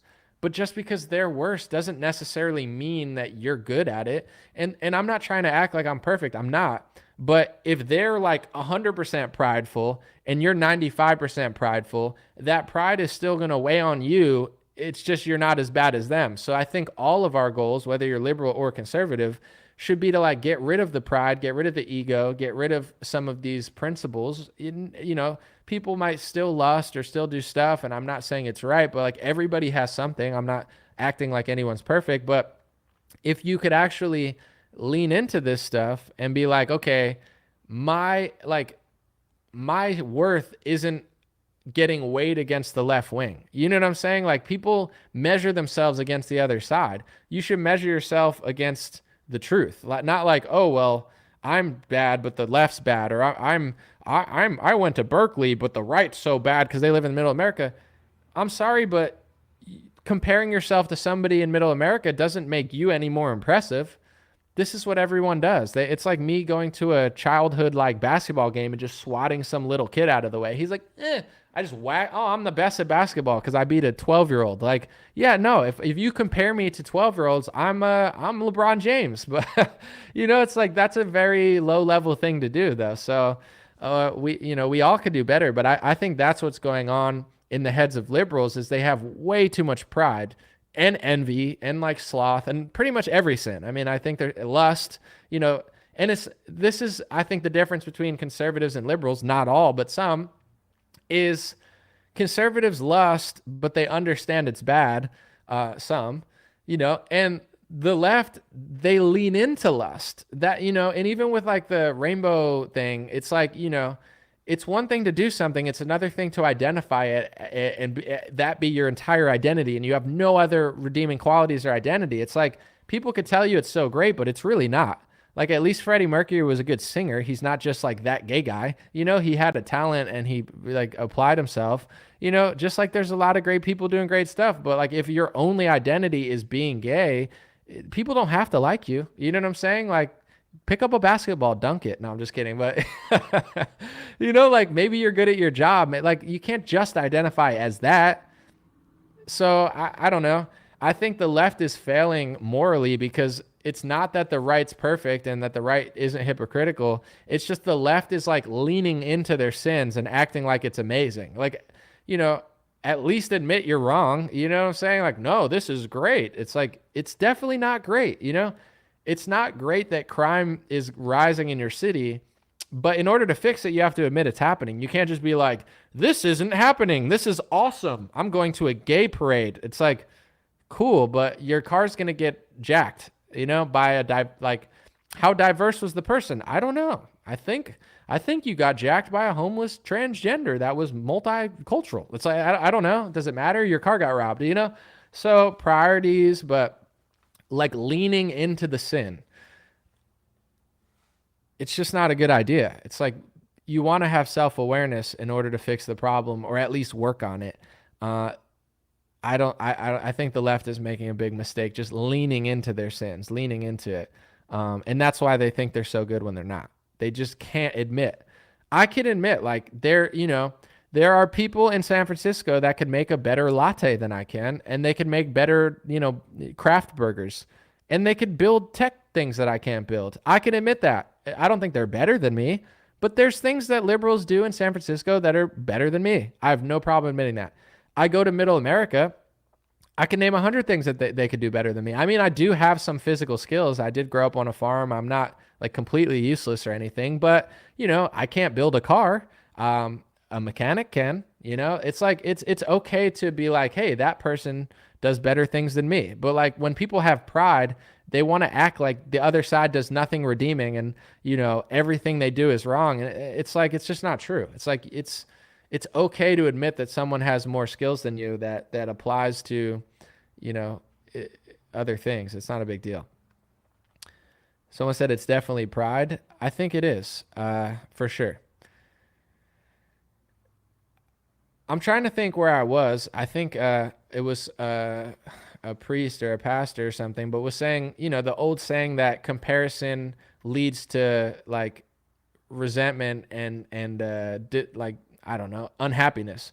And it's true. It's like you want to be able to compete. You want to be able to compare yourself to people. You want to be aware, but you don't want to be envious and jealous and hateful, because when you're comparing in that way, it's going to drive you crazy, because at the end of the day, you're you. The only thing you can do is be the best version of yourself. You can't be that person, and you shouldn't want to be that person. There's things in you that other people wish they could do also. So, the grass is always greener, but I think a lot of people, on one hand, they're like too prideful to be the best version of themselves, and they don't want to like, sometimes that roots from jealousy and like secret like love affair where they like hate you, but they wish they were you or something. I don't know. Someone said, now you're speaking my language for real. Well, thank you, Amelia. Why does Trump have Apollo all over his penthouse? I don't know. I haven't seen it. Apollo, is that like a Greek god or something? Or wasn't that also the rocket that went to the moon that mysteriously can't go back to the moon because they lost the technology. I read an article recently. I got to cover it in full tomorrow just so we can laugh a little bit. It's like, we're going back to the moon with women, diverse women. Here, let me Google it. I can't wait. Let me see. Moon landing women. That should be it. Here it is. Let's see. Where's the new moon article? It's going to be great. Oh, here it is. Oh my gosh. New York Post. Ready?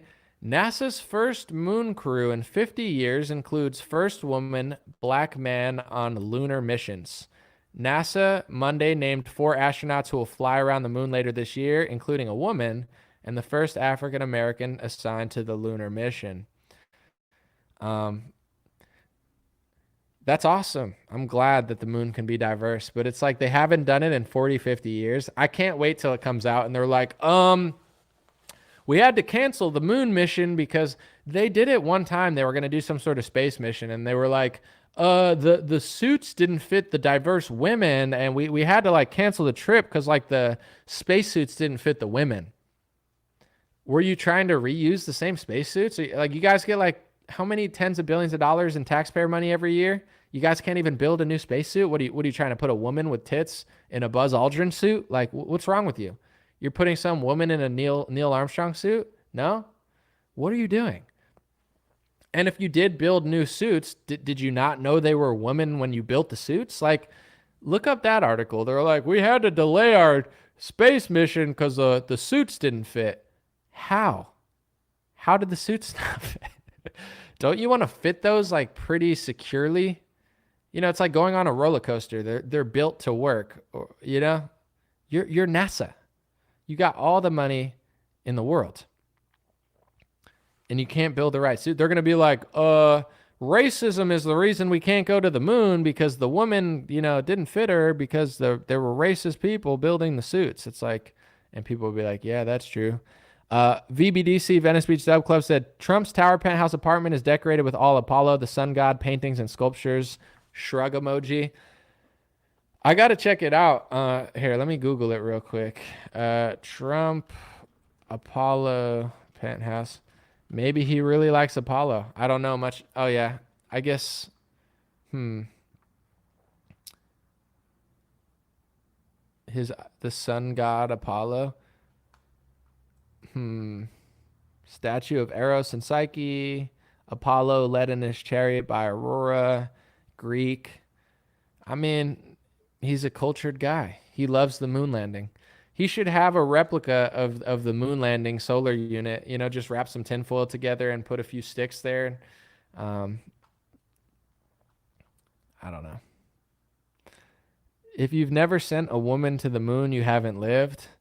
I'm getting ahead of the article. In a year, it's going to be like, racist NASA just, you know, didn't have enough space for this African-American man's hair, you know, they didn't build it properly, and the woman's spacesuit doesn't fit because, you know, she has boobs and they didn't build it right, which means they're sexist, and they're going to use that as an excuse to delay the landing. And I'm like, I don't care who you send to the moon. You could send a two-spirited Native American transgender, you know, drag queen. I just don't believe you're going to do it. I'm challenging you. Do it. I haven't seen it since like 1969. I don't believe it. I think that, I don't know. I'm just not buying the story of like, we used to. There's a video of Don Pettit. He's the oldest active astronaut living. And he's like, you know, I'd go back to the moon in a nanosecond. Problem is, we don't have the technology to do that. We used to. And it's a painful process to build it back again. What? What did you say, Don? You used to have the technology to go back to the moon, but you destroyed it? And it's a painful process to build back again? You're acting like I'm inconveniencing you, like you just went to a Chick-fil-A drive-thru, and I'm like, yo, did you get the Chick-fil-A sauce? And you're like, yeah, I got 4 of them. I'm like, dude, I asked for 5. Can you go back? Like, that's how he's acting. It's like, bro, how much does NASA make a year? Let's see.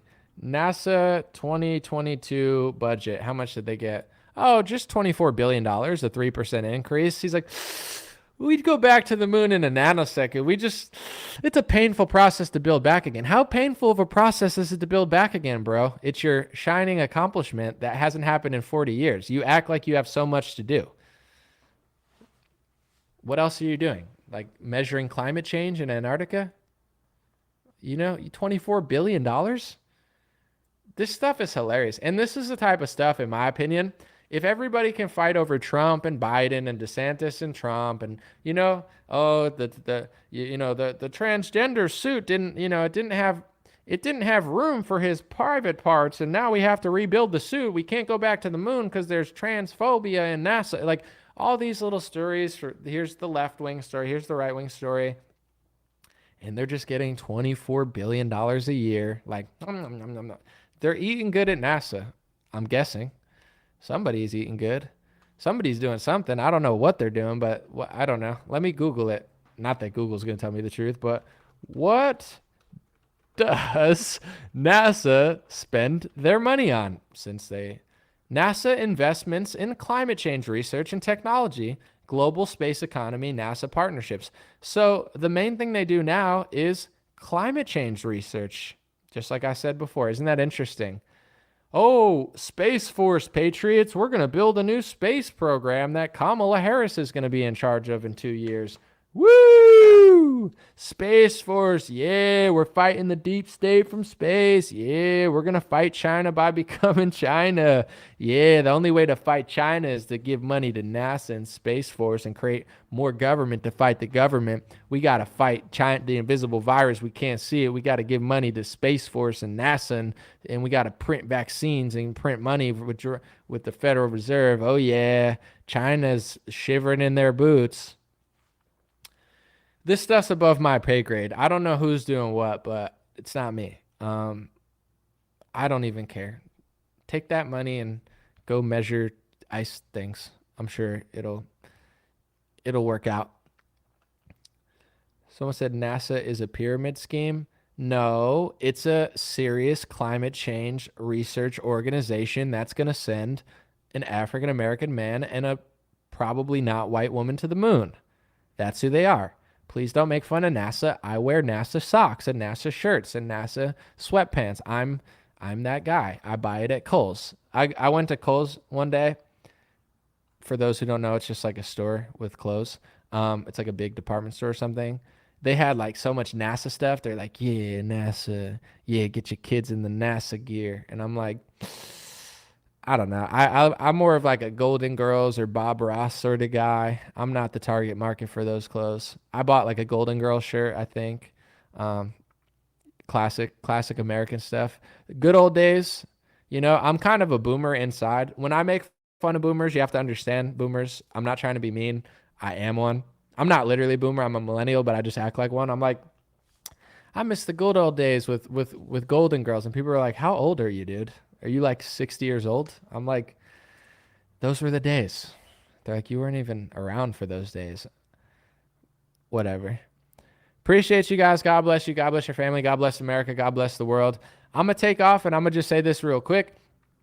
These hats, I don't even know if the blue ones are there. They're sold out. But anytime I wear my God bless hat or my God is great sweatshirt or any of my merch, I'm not even saying this.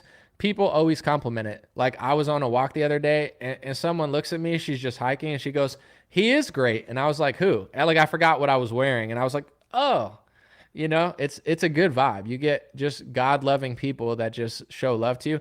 I get more compliments on my own merch than I get on any other merch. Same with the Freedom Over Tyranny shirts, but I love wearing the God is great hat and the God bless hat and all that stuff. Cause everybody always like says something. They're always like, I love God. Like, it's just a vibe. Instead of like scaring people away with like a inflammatory message, you just attract very lovely people. It's pretty dope. Appreciate you guys. God bless you. I'll be back soon. Hopefully I didn't offend too many people. I may or may not have offended myself in this live stream. I'll have to listen back and figure it out. Thanks for being here. I'll be back soon. Tomorrow, Holly Holmes coming on. It should be a good episode.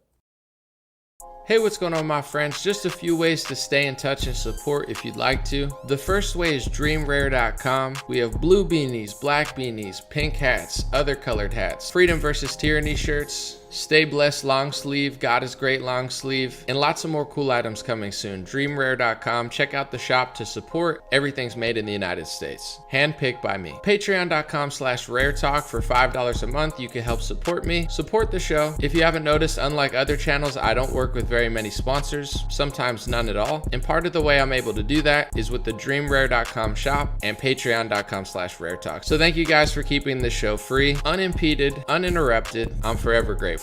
My free email list is stayintouchwithme.com. So check the links below in the description or just type in on any browser, stayintouchwithme.com, all one word. You'll find my email list, put it in there, and it's the least annoying email list you'll ever be on. I barely use it because I don't like getting emailed every day or every week. It's annoying. So I don't do it. Stayintouchwithme.com. It helps me take back some power away from big tech. Telegram, t.me/DreamRareChat or @DreamRareChat. Due to censorship, I post all my live stream and videos there. Sometimes I have some bonus content, and I try to give people a heads up when Facebook or YouTube won't. DreamRareChat at Telegram. My Instagram is @DreamRare. Thanks for everybody following there for shorter content. And DreamRareLinks.com. That's DreamRareLinks.com. Has all my stuff. My podcast on Spotify, Apple Podcasts, my music on Spotify and Apple, my Rumble page, my BitChute and Gab page. All my links are found at DreamRareLinks.com. Thanks for watching, folks. God bless you. You already know I'll be back with more content soon.